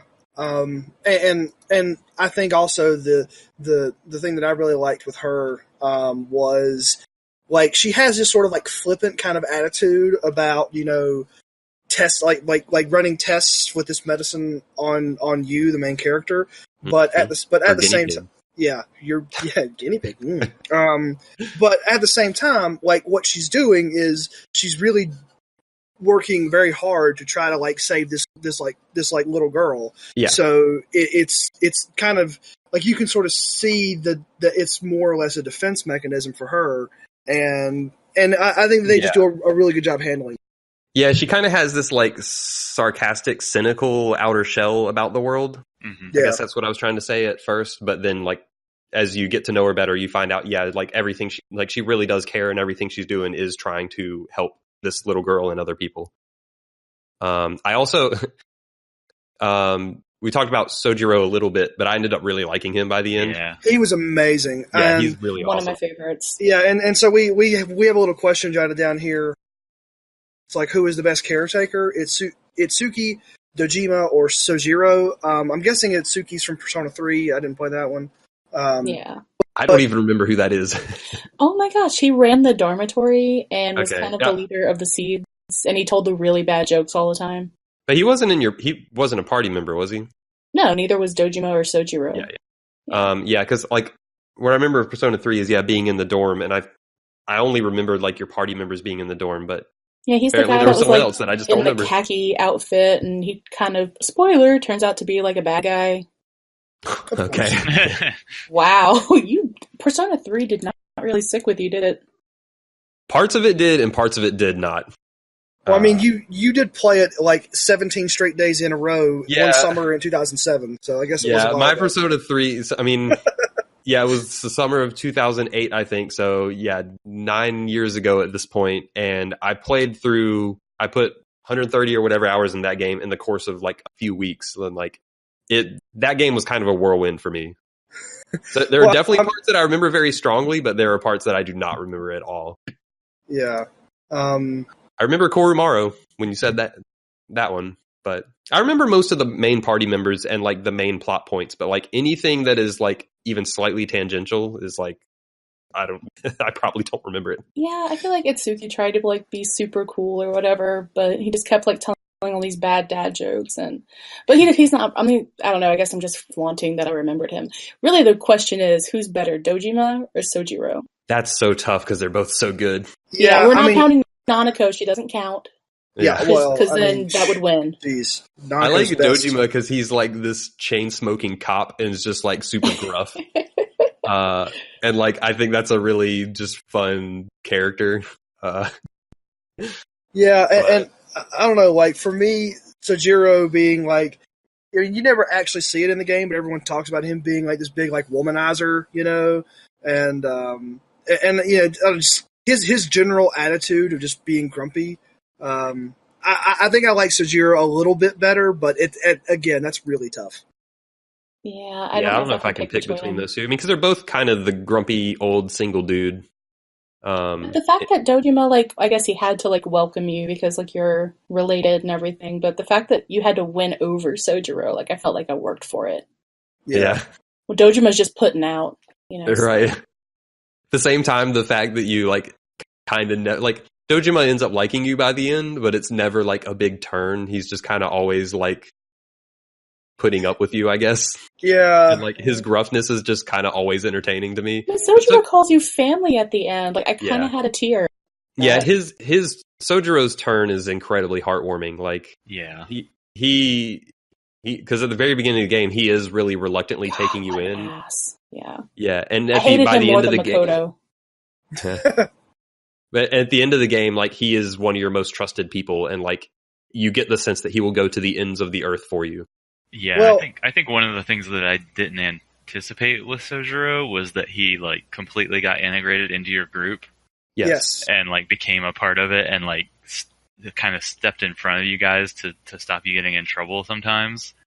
And like that was incredibly touching for me. Yeah, it really was. Yeah, and like the thing that I really, really liked is like when Sojiro did integrate into, it really felt like he was coming in to fill a missing piece, and that missing piece was, like you as the Phantom Thieves might have all of this like power inside of the palaces, But in the real world, you're still just kids. Mhm. Having Sojiro come in and provide sort of like that adult type sanctuary, to where he can talk to other adults and like get you out of real world things was sort of a weakness in the party that he was able to walk in and fill. So even though he didn't have a persona and he didn't go into the palaces, you could make an argument that his help in the real world was just as important as one of the other characters with their persona in the palace. He was definitely more helpful than Dojima. Yeah, Dojima just crashed his car and then he had to go away for the rest of the game. I think Sojiro's a better character than Dojima, but Dojima cracked, like, he amused me more. Yeah, Dojima... Sorry, Flash, go ahead. Oh, no, his just continuous, like, gruff man, like, cop dad, like, I don't know. There's just something about his whole constantly deal disappointing his daughter. I'm going to be a cop, Dad. I got to go to work. Yeah.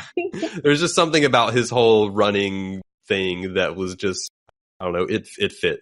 But, I mean, Sojiro definitely is, I think, the better character in terms of just, like, character growth and, like, coming to care about that character. There was a moment, I can't remember if it was in the main story or either his or Futaba's confidant, but there was a moment, like, once he kind of learned what was going on. It must have been in the main story. And, like, he kind of, like, he didn't really, like, call Futaba out or anything, but, like, there was some moment about, like once he had learned about the Phantom Thieves and, like, he was kind of, like, because when he first learned about it, he was, like, getting on your case about it. And, like, Futaba just started breaking down, like, crying. And, like, then him, like, because I think that was the point where he started turning around and being, like, kind of on your side for stuff. And, like, that, like, the scene where that turn kind of happened, I thought was really touching. Yeah. Definitely. Yeah. And, I mean, as far as the confidants go, the other one that I don't think anyone else in the world really talked to him, but I really liked Yoshida. He was the politician guy.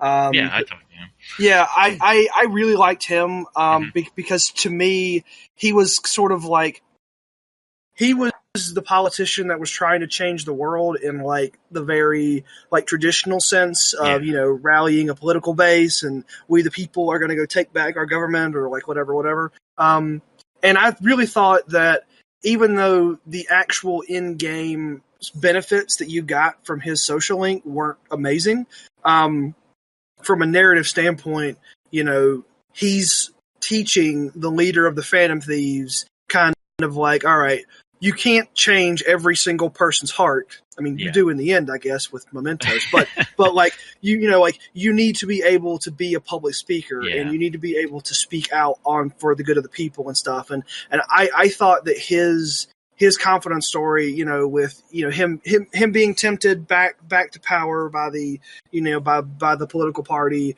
but him sticking to his guns and, just being true to himself, like, that's a story that I think is not told often enough as it relates to like specifically politics. Yeah. And to see a politician go through some of these trials and tribulations with you as the head of the Phantom Thieves there to help him. I just thought that was a really good side story that spoke to a lot of things in a wider societal sense. So I really enjoyed him. Yeah, I liked that too. I think you said it pretty well. He definitely showed a person who, at least at one point, held some influence and maybe lost that because they were more interested in sticking to their beliefs and their morals than playing the politics game. Yeah, I think that kind of like, I mean, Yoshida and Sojiro are two of the adults. Two of the few adults in this game that they paint in a positive light. Yeah. And what's interesting to me is I feel like a lot of this game as a whole is almost like championing youth like over the old ways. Yeah, like for sure. Like kind of embracing a new way of thinking over sticking to like old stodgy ways of the past or whatever. And I think Yoshida was like kind of he had kind of been burnt by the old ways, I guess. He was almost like a bridge between those two, right? Yeah. Yeah. So like he seemed to embrace like more like not that old like strict business sense of like doing things for political gain and whatever, and like acting a certain way or being with certain people because that's what you're supposed to do. Yeah, exactly. So like he was an interesting character for that to me. Even if I found a lot of his actual talking to be pretty dull. Yeah, I mean his actual like speeches were kind of weird and nonsensical sometimes, or maybe I just didn't get them. I don't know. But when he was talking to the main character, he had more interesting things to say. Yeah. There was a point in his confidant where I actually would just like start buttoning through dialogue and not reading it because it's like, man, you're a little long-winded here. Let's go. Well, and I actually think that the long-windedness worked because that's what politicians are. They're long-winded. True. Yeah. So like I just sort of saw that as like another sort of like them playing off of what a stereotypical politician would be / do. For sure. But yeah, and I guess really for me, there wasn't really like I did completely finish Hifumi Togo's Confident Chain. I thought that was pretty fun, but at least for me, there wasn't really anybody else that elicited as strong of reactions. There are a lot of them. Like Hifumi's a good one of them, or the fortune teller lady, or Chihaya, or the arcade kid. I know you guys love so much. Like a lot of those ones, it's like I thought they had pretty decent story arcs, but I didn't like get super attached to them either. But what about like the best, like Caroline and Justine's? Oh, theirs was weird. Yeah, theirs was weird. I actually did not like either of those characters. What? For a long time. When you started, getting the things and like advancing, like you didn't care about the fact that they were like, who made this list? Oh my gosh. So you didn't care? No, I was so intrigued. Like at some point through the game, I actually did kind of figure out a little bit that I knew Igor wasn't right. I mean, I didn't know that he was actually the evil god. But somewhere in the first bit of the game, I knew Igor wasn't right, and Caroline and Justine, they weren't right either. And the way that I sort of like internalized that was, I'm going to murder all three of these people eventually. I don't know when or how or where, but somewhere in this story, I'm going to murder these folks. And because I sort of put them in the enemy bucket in my head, nothing that they said or did I cared about. I'm like, one of these days, I'm going to open this cell and I'm going to kill you. And that's not the way the game ended up going completely. I mean, obviously, Caroline and Justine, they got back together until Lavenza and had their thing. But no, like I had a really hard time relating with anything saying because I just figured eventually I was going to come out there and just show them. I don't like your tone, inmate. So I kind of like their inmate or adults. I don't inmate.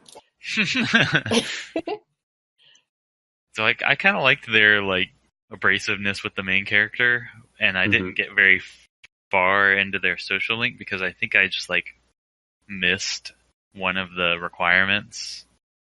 How they ask you to bring them a specific persona. Yeah.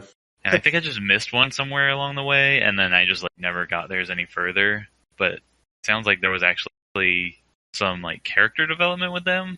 There was a little. Well, I think there was a lot.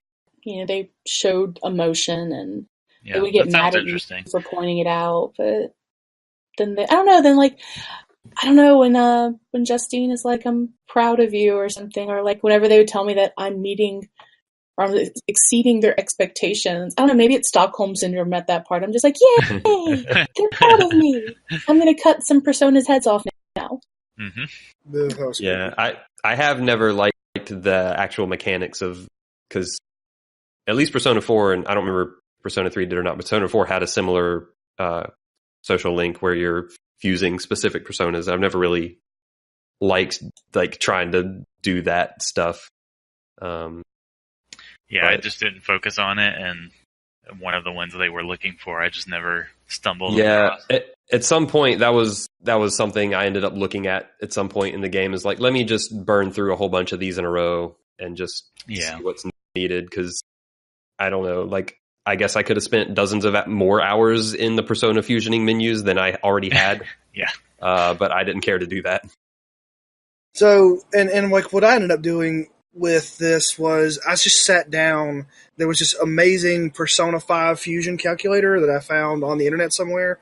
Mm-hmm. And I just went through and I was like, all right, so I want to make a Nico Shogun. Like that's one of the ones that they asked for. And you could just dive all the way down and figure out, it's like, okay, I'm going to have to fuse 12 times to get to this one guy that I need to fuse Neko Shogun. And it was kind of fun to do that, but there's no way in the world that I would have been able to do that without having the internet tell me exactly what to do step by step to get there. Yeah.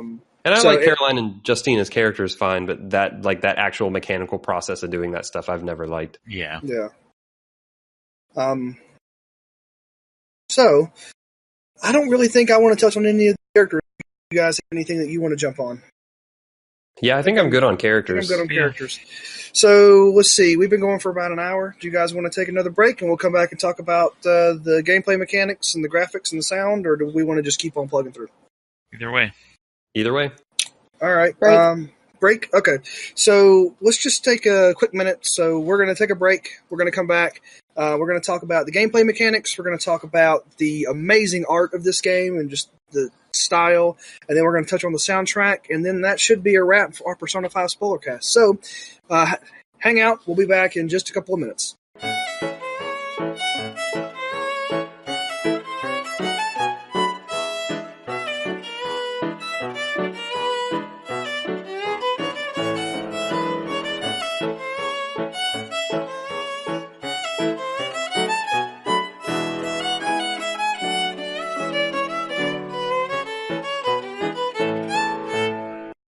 And ladies and gentlemen, we are back. ATACS Special Edition Persona 5 Spoilercast. We have gone through the plot.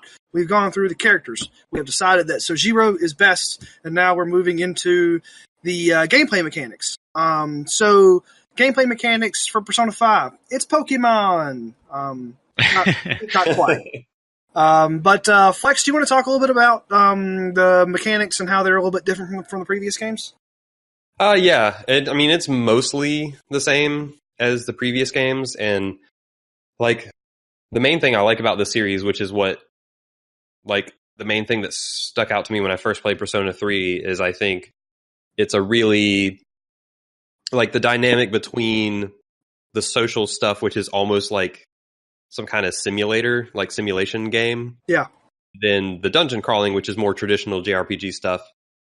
I think like the high school setting and like interacting in the real world stuff, and then the dungeon crawling,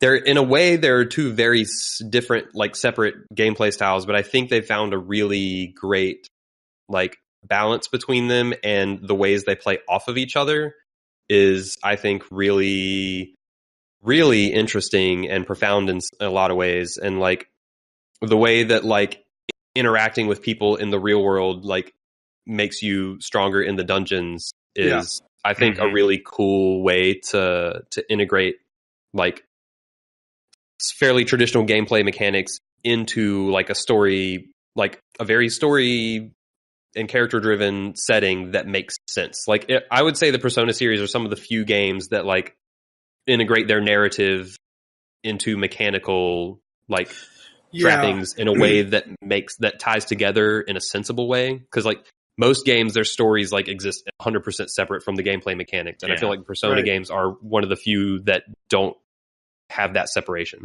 Well, and just to jump in real quick, the other thing that I like to add into what you're saying is they also pace it very well. So you're not spending too much time doing one thing or the other. So yes, they're tied together in a very a really sort of innovative way, but you don't spend so much time in the social simulator that you forget how to dungeon crawl. While conversely, you don't spend so much time in the dungeon that you forget who you were talking to in the social simulator. So they do a really good job with that balance. Yeah, they make it all feel very fluid. And I think the main thing for me that Persona 5 does that kind of elevates that formula is they've made all of your social links, not just your party, because in Persona 4, your party member social links would make them like better in combat. But they've added perks to all the other social links that made me really want to pursue those for both. It made it so all the social links had both narrative and mechanical reasons to pursue them. So like, we joked about Mishima not being our favorite character, but like, or Mishima, but like you get more experience points if you level up his social link. Like if you level up the clinic lady's social link, you get access to some pretty good items at a discount. And I mean, even some of the characters like that are kind of like really far to the side, like Ichika Oya, she was the reporter lady. Yep. I mean, even the stuff that she does is, you can lessens the security level of a palace, which, I never had a lot of issues with that, but on the higher difficulties, I understand that does turn into like a kind of a problem.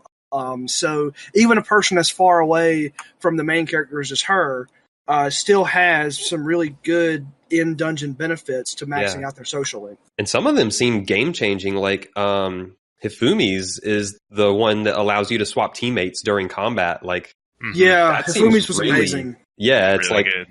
Imagining going through the later parts of that game without that ability seems kind of nuts. God, yeah. So like I thought that stuff was like a really great way to like elevate that formula. I think to me that was probably like the single biggest gameplay change they made. Like I didn't really get like super into like the stealth stuff in the dungeons. I don't think that made a whole lot better or worse. The one probably the biggest change that I didn't like is, well, it's a change from the Personas 3 and 4, but this is in a lot of the other Shin Megami Tensei games, is the demon negotiating stuff. I did not care for. Yeah. Felt very arbitrary. Yeah. I loved it. Even what was that? I said I loved it. Yeah. And even like you can dig in the tutorials and it'll basically tell you like, oh, if this one's irritable, you want I don't know, like I don't remember what the exact stuff is, but it's like, oh, you should say something vague. So like they'll kind of tell you what you should say, but then like I like wrote that down on a note card and just had it with me the entire game. And like I'd still get in these situations where it's like, all right, based on what this tutorial says, like I need to say something vague, and I'd look at the options and I'm like, I have no idea which one of these is the vague one. So it just like it constantly just felt like I was guessing, and either it'd work or it wouldn't. And there was no feedback for like what I was doing wrong.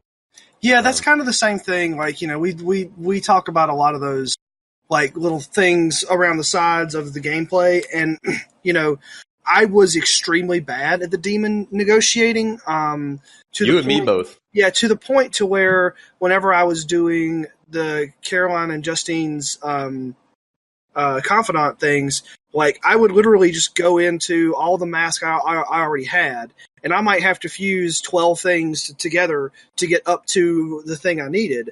But that's how I got the majority of the Persona in my Persona book, was not through actually capturing them out on the battlefield, but by fusing them together inside of the jail cell. Yeah, which I do think the fusion. They gave you a way around that system if you didn't like it.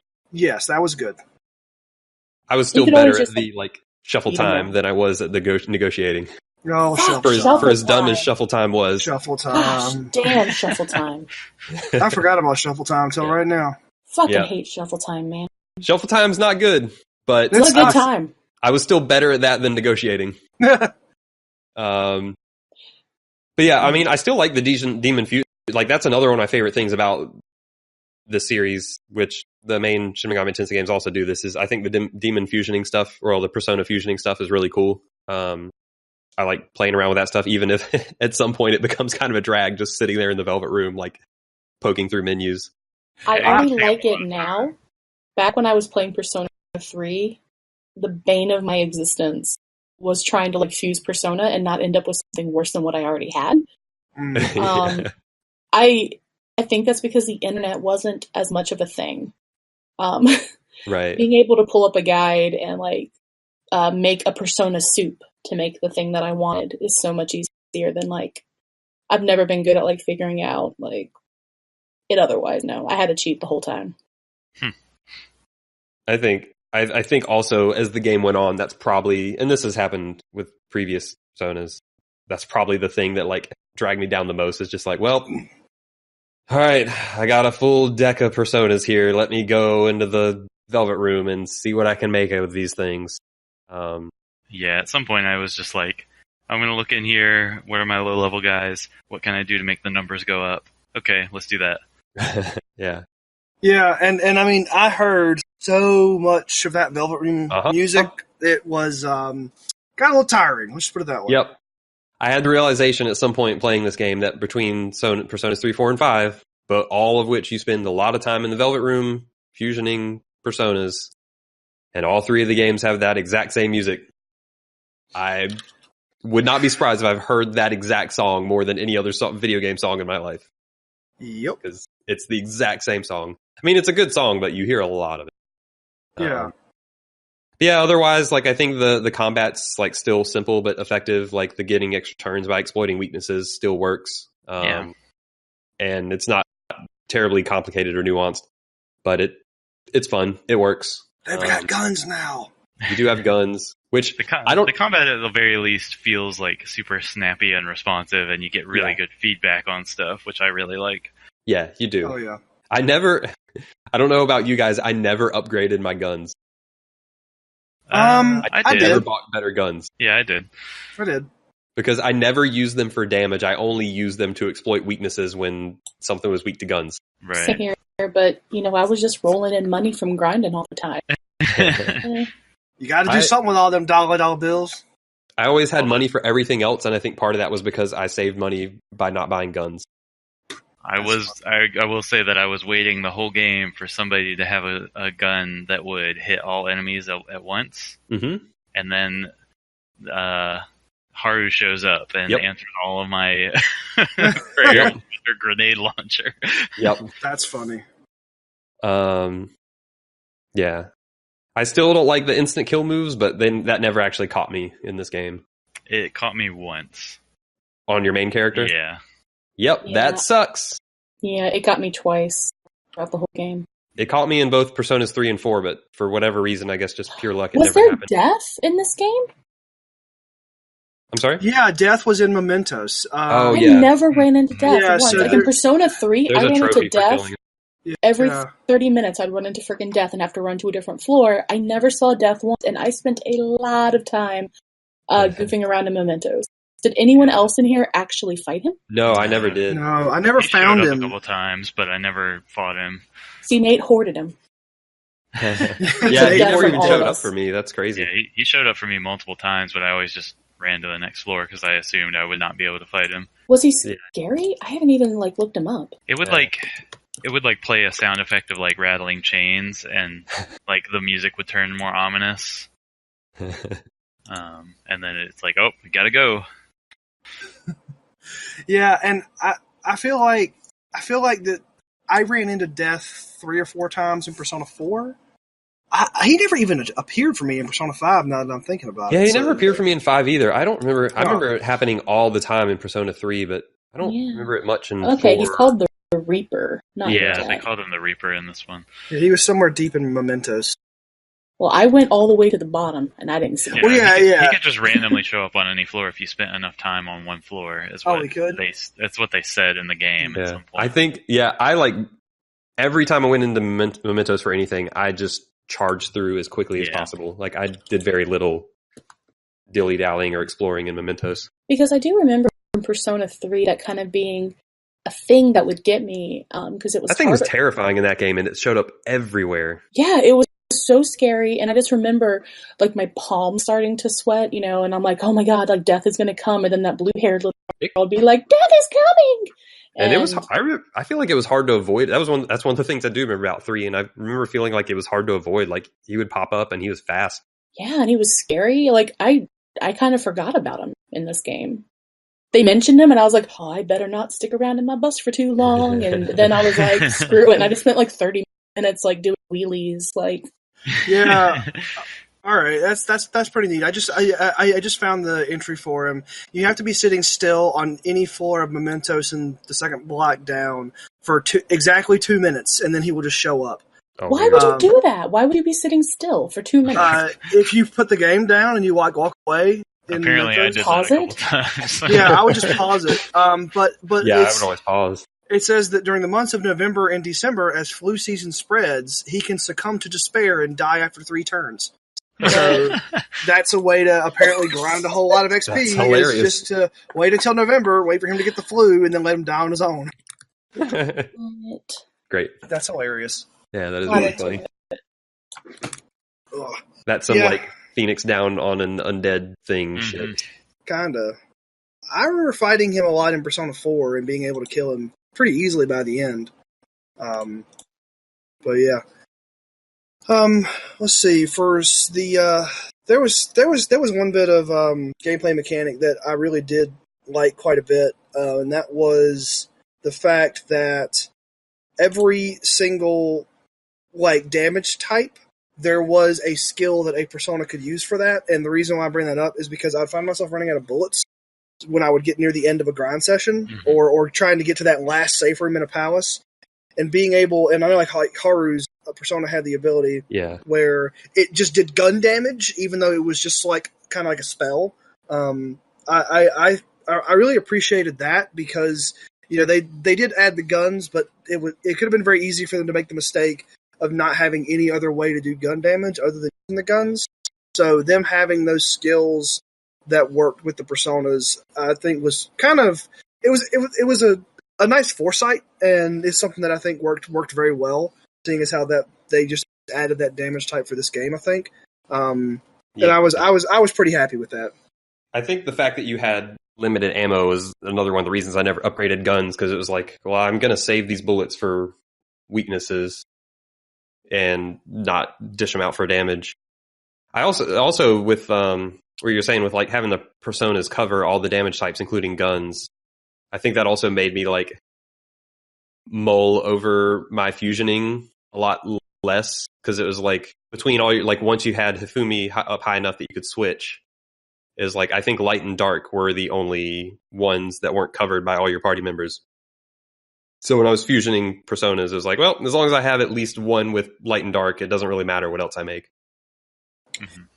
Yeah, and I feel like that I only made the mistake a couple of times of fusing out either a skill or a damage type. I only made that mistake a couple of times, so and it was never really that damning. Like there was the worst offending time was when I made the mistake of none of my main character's personas had any healing spells when I went in to fight Madarame. Because I just accidentally fused that out without thinking about it. And then I needed to heal. It was main character's turn. I start going through the personas, and then I go, oh no. But they. Sorry, go ahead. Oh, I was just gonna say, like, that made me think, like, what was everyone's like? Did anyone have a go-to team like that they wanted in a fight for their abilities? Absolutely. All right, what was your A team? Well, actually, Steph, you go first. It was always on Futaba, not Futaba, Makoto. Oh my gosh, it's completely blanked. Obviously main, and then it was usually Yusuke for me. Yeah, for me, it was pretty much always Makoto, Ryuji, and then my last person was either on or Yusuke, depending on whether it was fire or ice type floor. Makoto was always in that dank party. Oh, Makoto was amazing. Makoto was always in mine too. Yeah, I think my normal was I usually kept both Makoto and Morgana actually for like just maximum healing and status effect coverage. Mm-hmm. And then the fourth person I would kind of rotate out. By the end, I kind of settled on Ryuji just having a physical attacker. Yeah. But I think that was by the end game. That's what I settled on as my team was Makoto, Morgana, and Ryuji. Yeah, I definitely used Ryuji the whole game just so I could have a heavy hitter. Right. Yep. attacker. And then Makoto was just really good all around. And at the end of the game, I used Haru in my last spot. Yeah. Haru was also handy because she had that just full status effect healing thing. Yeah, she had the status effect heal and then Sai, which was one of the less common. That was one thing I really appreciated. I don't remember much from the other two games. Was for the first half of the game, like I really didn't save up any of the raise defense or raise attack or I didn't pay much attention to those. I was like, no, I want all of the attack power stuff. Yeah. And then toward the end of the game, doesn't deal damage. I don't need it. Exactly. And anything that's going to punch someone, like I don't need that either. I'm not wasting my HP on that. And toward the end of the game, I regretted it. I had to go. I think that's why I had like some extra time, is because I needed to go draw some new personas. Because I didn't have any of that stuff, and I really needed some defense all. Yeah, I left those on the character because I think Makoto was the one who had the defense all. I could be wrong on that. And then I think Ryuji had the attack up all, and I remember using their stuff a fair amount. Yeah. Yusuke had the evasion, which came in handy a lot. I definitely ended up using a lot of those buffs. Yeah, I remember telling Paul before he went into the last stretch of the game, I was like, make sure you have items that do these things. And then I said, I'm playing on easy. I don't need it. And I didn't, and that was cool. Yeah, and there'd be rounds during boss fights too, where like if you it's a bad idea to attack, so that I would use those rounds to just buff up. Yep. Yeah, and I really the last piece of the gameplay mechanics that I wanted to touch on was the whole Persona fusioning system. Getting in there, and you could really get lost in that. Yeah, you can. I mean, they added so many more options too. Like, yeah, you don't have to spend a lot of time on this, but like with the using you could feed a persona to another persona, you could like leave them in there, kind of like Pokemon daycare type thing. Like there are a lot more options in the Velvet Room than there's ever been before. It's kind of nuts. Yeah, and kind of like what that ended up doing for me, and the reason why I liked it was because I could sit down and I could open up, my little online calculator and just kind of fiddle until it's like, all right, I'm going to make this persona. And I ended up making the trumpeter, who ended up having this, one of his innate abilities restored, like something ridiculous percent SP after a battle was over. So I just pretty much sat down and just, made a whole bunch of those really strong personas. And it's not that I had to do that. It just made the game a bit easier. And I just kind of appreciated that the system was there. The system was in depth. It was complex. If you're playing on higher level difficulties or new game pluses, then you really do have to get in there and really work with it. But for your first playthrough, it's kind of like you say, you just go in there, you just throw some things together to make the numbers bigger, and then you keep running. But if you want to get really deep down into that, there's a lot there to get into, which I thought was kind of neat to have it there. But also they made a good decision of not forcing you to spend 12 hours in those menus listening to that music just for your first regular game playthrough. Yep. I think I'd had enough of that music. Yep. So before we move on to sort of like the style and stuff, is there any other bits of gameplay mechanics that we wanted to touch on? Not for me. All right. It was fun. So, yeah, it's a fun game with a lot of gameplay. Yeah. It's, also, sorry, Flex, go ahead. Oh, I was just gonna say, yeah. Like I think a lot of the systems are good. Yeah. Just like as a wrap up, like I enjoyed engaging with a lot of that stuff. So that game was stylish. I mean, I don't know exactly. No. I mean, I don't. There's not a word that I could really use to just really dig into like every part of that game was so cool. It's got style. It's got style. I mean, like, you look at those graphics, they're beautiful. You look at that art, it's wonderful. Yo, man, look at those graphics. Yo, man, are those Turbo FX graphics? No, dude, it's PlayStation 4. Dude, forget the graphics. The menu. Yeah, the menus are great. So, yeah, that star pattern pulsing in the background. Yeah. When Ryan was over here and I was showing him this game, I was just like, I just kept going in and out of the menu, and like you get that animation of the main character like spinning around and like throwing his hand forward and like he just flies up on the screen. I was just like going in and out doing that, and I'm like, I did look that at too. this. Look at this. I wasn't even showing anybody. I was just like doing it. Yeah, and like the other thing that I remember is like whenever you're in the shops, like I mean, whenever you're buying stuff from the Dr. Tsukimi, you know, like the way that her poses move from screen to screen, it's like really fluidic. It's really like awesome, and I mean like the poses themselves are kind of like provocative the same way that her character like is, but it's also kind of tasteful, and it's like, what is this? This is amazing. I'm going to go back, and then I'm going to look at medicine. I'm going to go back, and I'm going to look at medicine. And it's just like, they just did such a great job of like all of like, just like that stuff. Jesus Christ, though, if I'm told that I should be grateful one more time. Oh, Jesus. Yeah, that was a bad part. Yeah, all of the menu transitions are like, they're insane. Like the amount of detail they put into those menus are insane. Yeah, and just like the battle UI and all of that, it's just, all of it just fits together really well and conveys a lot about what this world and these characters are, and it's just super like just really stylish and swanky and like that sort of heist like overconfident criminal kind of way. Yeah. They really nailed that aesthetic. Yeah, or when you finish a battle and your character's just like, I'm just going to start running now. And then you start running and like speed numbers and stuff just start flying up on the screen. Yeah, that's so good. And I mean, even like the load in the palaces where the main character like jumps down and you just see his mask, and then he like jumps away and he pulls the screen with him, so you're loaded into the next area. How satisfying was it when you went into a palace and you just did everything in one day and it was just like do. Oh yeah. Like, you know, you make it like falling, like, you know, you jumped out of a window and it's just bloop, bloop, bloop, bloop. It's like, oh, I was so productive in the 4 hours I've been sitting I played this game good.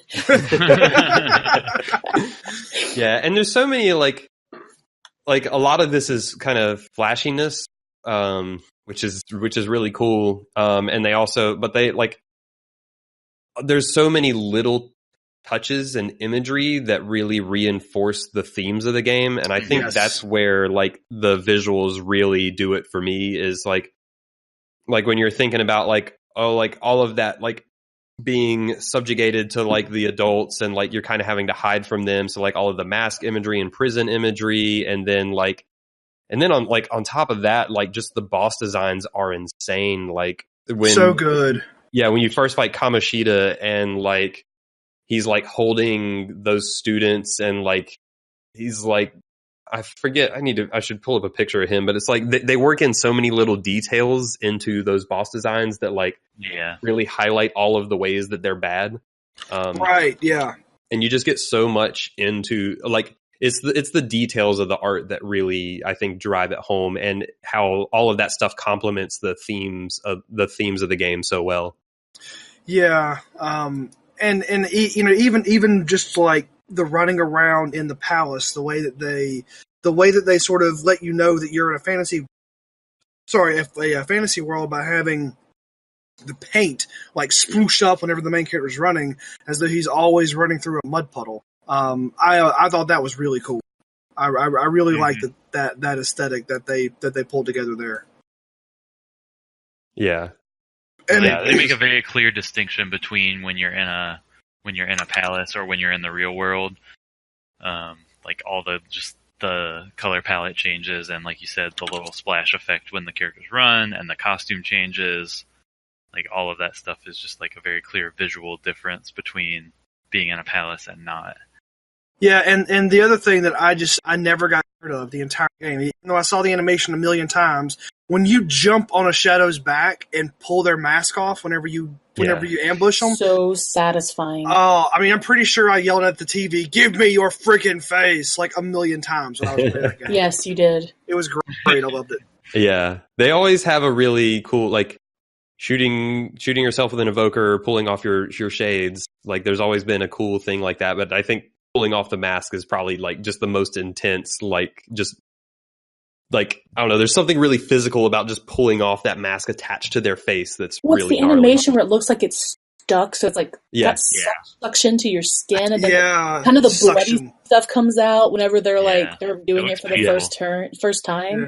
Yeah, I love the animations when they first get their personas every time. Yeah, the cutscenes where everyone where they first unleash their persona, like all of those are fantastic. Yeah. I also really like all of the screens for everyone for when you like complete an all-out attack with them, and Makoto's especially. Yeah, and that like little still you get at the end, and you just like see the enemies like blood spurting out of them in the background, and they like the character like does some cool pose and like some little phrase pops up. Yeah, I just like how Ryuji's is to like fall on his chest. His face. Yeah. They're all great. Yeah, and I guess really the last thing that I was wanting to touch on with those, like with that art and with those graphics was I feel like that they did a really, really good job. Because I saw someone posted a thing, I'm sure it was on Reddit because that's where I live most of my life at. They posted a thing on Reddit that showed a comparison of the spots in Tokyo in real life versus the Tokyo in the game.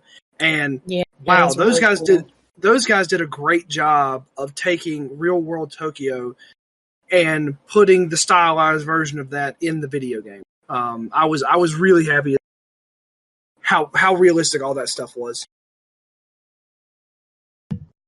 Yeah. It's all the art in this game is just incredible. Like this game's not like a technical powerhouse, but holy cow, like you can see why it took this game so long to make with just how much art and like just how much detail there is into everything. Like everything in this game looks incredible. Yeah, it does. So I guess the last piece for us to talk about is the incredible soundtrack. Yeah. If there's one thing that's better than the way this game looks, it might be how it sounds. Yeah. I mean, the music in this game is like, wow. Are you a shapeshifter in Poe's Masquerade? In Poe's Masquerade, yeah. And goodness gracious, like the best song in the game to me is it's titled "Life Will Change." Yeah. And that's the one they play when you like. It's like when you've sent the calling card and you go back in and you're ready to beat the boss, and it's like that song comes on and you're like freaking pumped up, ready to rock and roll. Yeah, like that song. Like that song comes on, you fall into the palace. It's at 99%.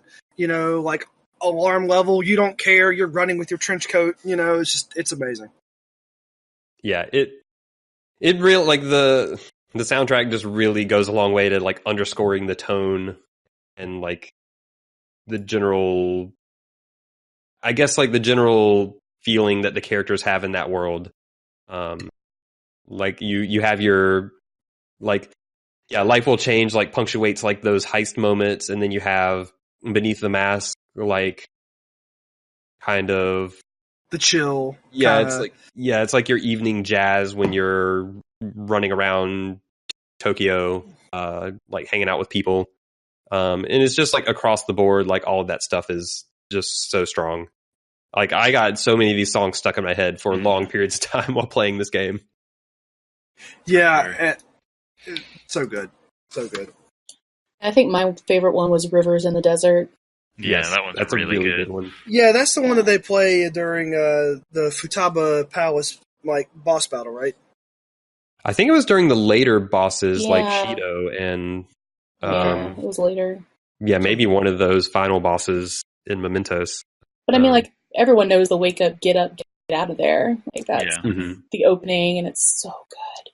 I like that all of them. Like they're different songs, but I feel like there's a lot of callbacks to other songs. So I feel like the soundtrack is very cohesive. Together. Yeah, it's also very like what I think another thing that helps it be cohesive is like the lyrics actually tie into the themes of the game. Like Beneath the Mask very much ties. I mean, part of it's very literal. It's talking about masks, which are a big theme in the game. But like the lyrics of that song really, really drive that home. But I also just think that like in most of the songs that are heavy on lyrics, the lyrics are just so like strong and confident, and just like have this like really intense aura of like, yeah, we're gonna do this because we're awesome. Right. Yeah, I think like. I'm sorry. Oh. I say you don't know the name of it, or I don't remember the name of it. The one where it's the shapeshifter and the masquerade. Yeah, that's Beneath the Mask. Yeah, so that one in particular, like even though I didn't time, the fact that shapeshifter and masquerade, like these are very poignant words that they're using, even if you're not listening to this, like you said, like you're still tying that back into the entire theme of the game. It's so smart. Yeah, like I feel like a lot of times when you have, and I feel like this is because I mean I've like all the Persona soundtracks, but I feel like this is the first one where they've had English lyrical songs that fit. Yes, and I feel like, and I'm not just talking about Persona at this point, but like I feel like in general when you have lyrical songs in games, like they feel very disconnected. Final Fantasy X disagrees with you. I don't even have to say the song; y'all know what I'm talking about. That's funny. I actually don't know what you're talking about, but Jet's theme, the hard rock one is in the entrance. Oh no! I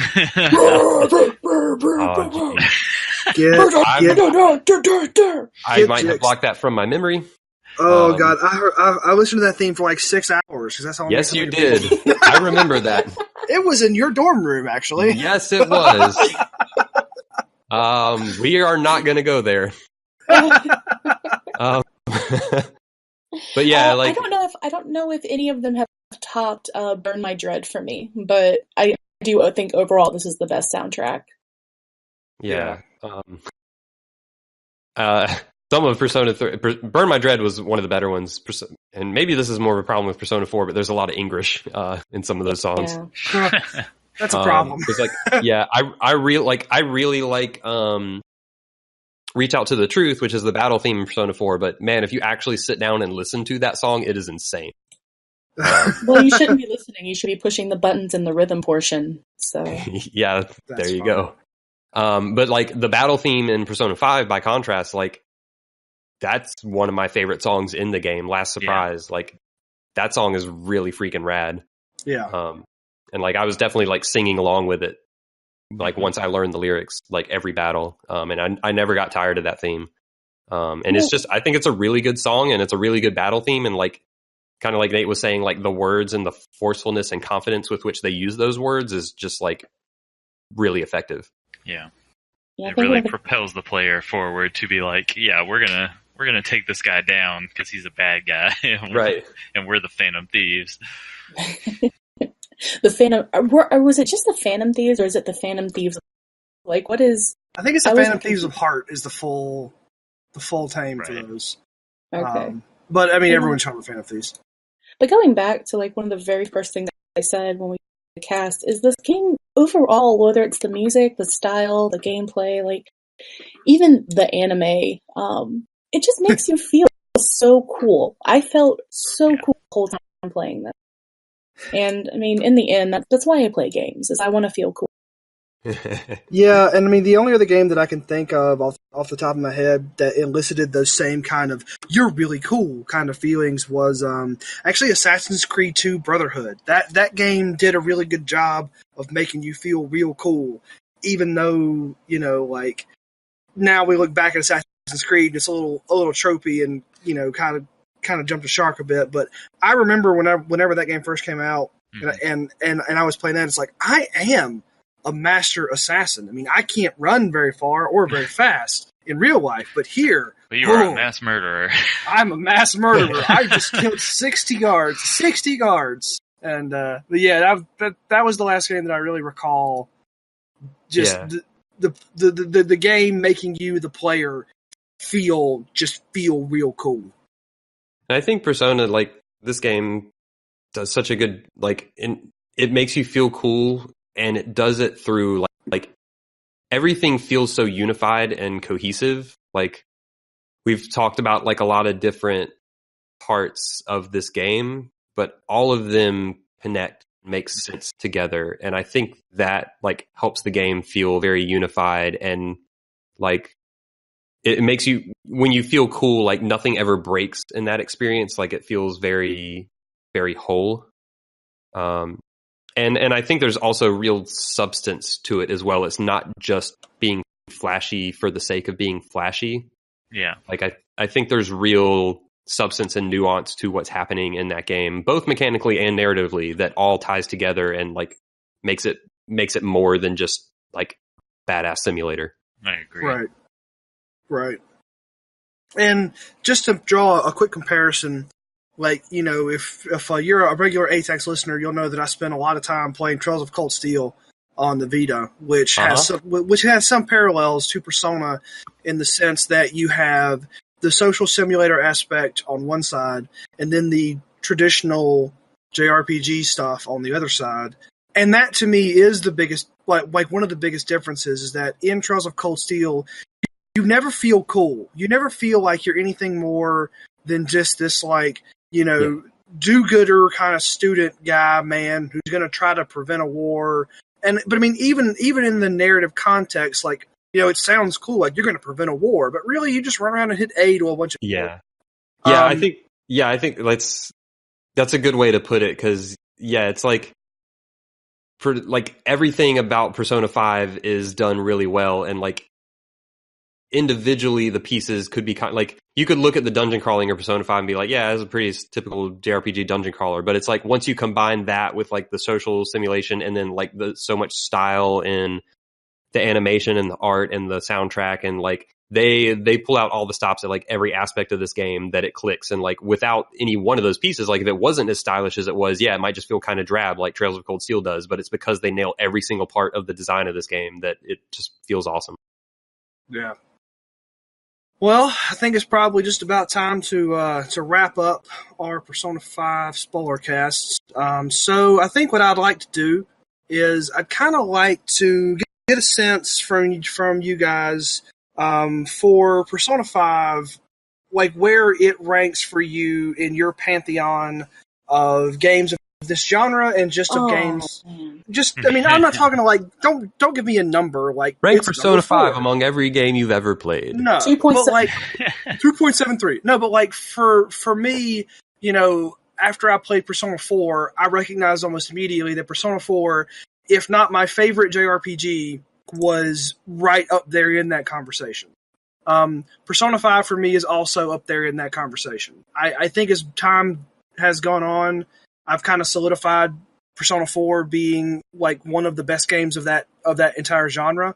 And I think Persona 5 gives it a run for its money. I think it's a step ahead of a lot of other games in that genre, and I think it's definitely one of the top games that has come out this calendar year. But you know, as to whether it's the best or at the top, I mean, obviously that's like hard to say, but I would say for me, this game is definitely up there in the conversation for one of the best JRPGs that I've played to date. So, anyone else want to take a crack? See, like what your final thoughts are? Yeah. Do you want to go first, Steph? No, give me more time to think. Okay. Yeah, I mean, I think so. Like for me, I think I still like Persona 4 a little more. I mainly for narrative reasons. I think I like the characters better, and I actually think the writing in Persona 4 was stronger. I think some of the writing around, like specifically the word adults, I think some of that can get really silly. And then the ending, as we talked about in some of those moments. But yeah, I think narratively, I still kind of like Persona 4 a little more. Even though I think Persona 5 is more stylish. Well, I don't know. Persona 4 is pretty stylish too. But like it's still close, and like I do think Persona 4 is one of my favorite JRPGs, and that's probably, you know, in a tier of like 5 or 10 other JRPGs. I don't know. There's so many JRPGs that are really good, like I don't know, Final Fantasy 6 or I don't like the Chrono games. Like there are so many really good ones, but like yeah, I'd say Persona 4 I would put like, you know, pretty I would put it in that top tier, and I would say I think 5 for me is pretty close to Persona 4. So I mean it's up there. I like it a lot. I wouldn't call it my favorite JRPG, but I like it a lot. Okay. Steph, are you ready yet, or do you need some more time to think? I mean, I can safely say it's in my top 10 all time.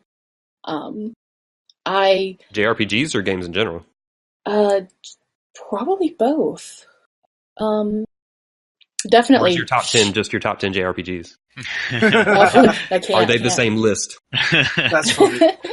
No, they're not the same list. I hesitantly say probably in the top 5 of JRPGs. Definitely in the top 10, though. I'm not really sure. I don't know. It's so hard because there's so many games that I would replay like 100 billion times.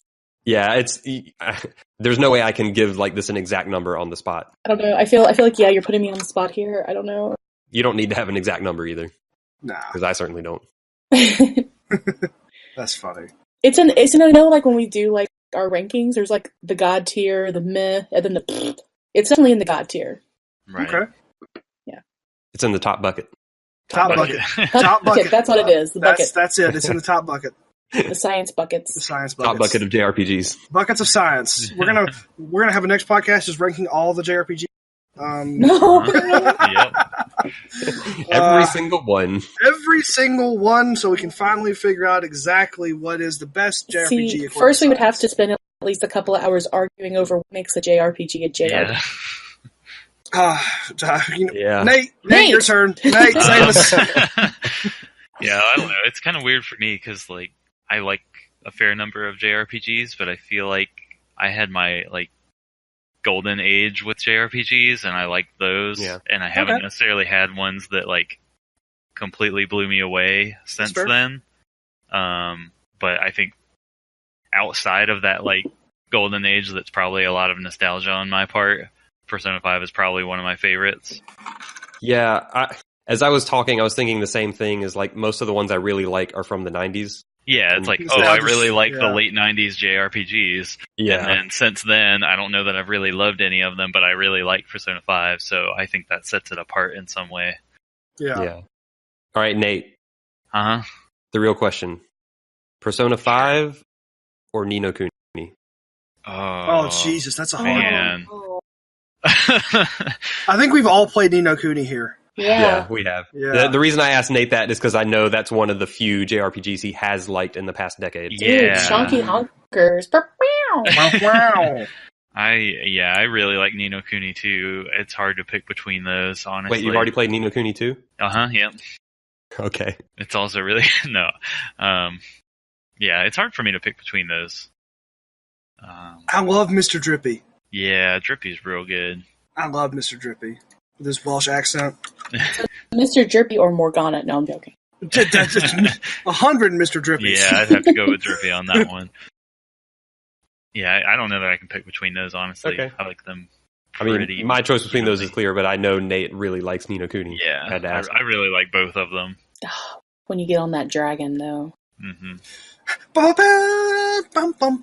That's a great theme. That's my ringtone for whenever Paul calls me, by the way. Yeah. Nice. Anyway, that's drastically off topic. Yeah, so I guess, that probably just about wraps it up for us. Persona 5 is a good video game. Mm-hmm. Persona 5 is a real good video game. You should play it. It's worth it. And then play all the rhythm games that come out so they make more.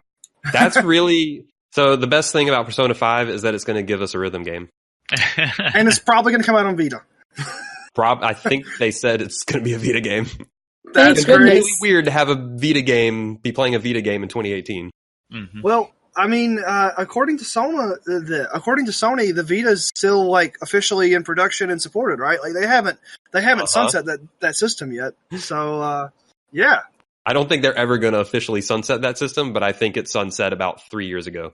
You know, it's pretty sad because the Vita is a great piece of hardware. It is. Just need to make more games for it.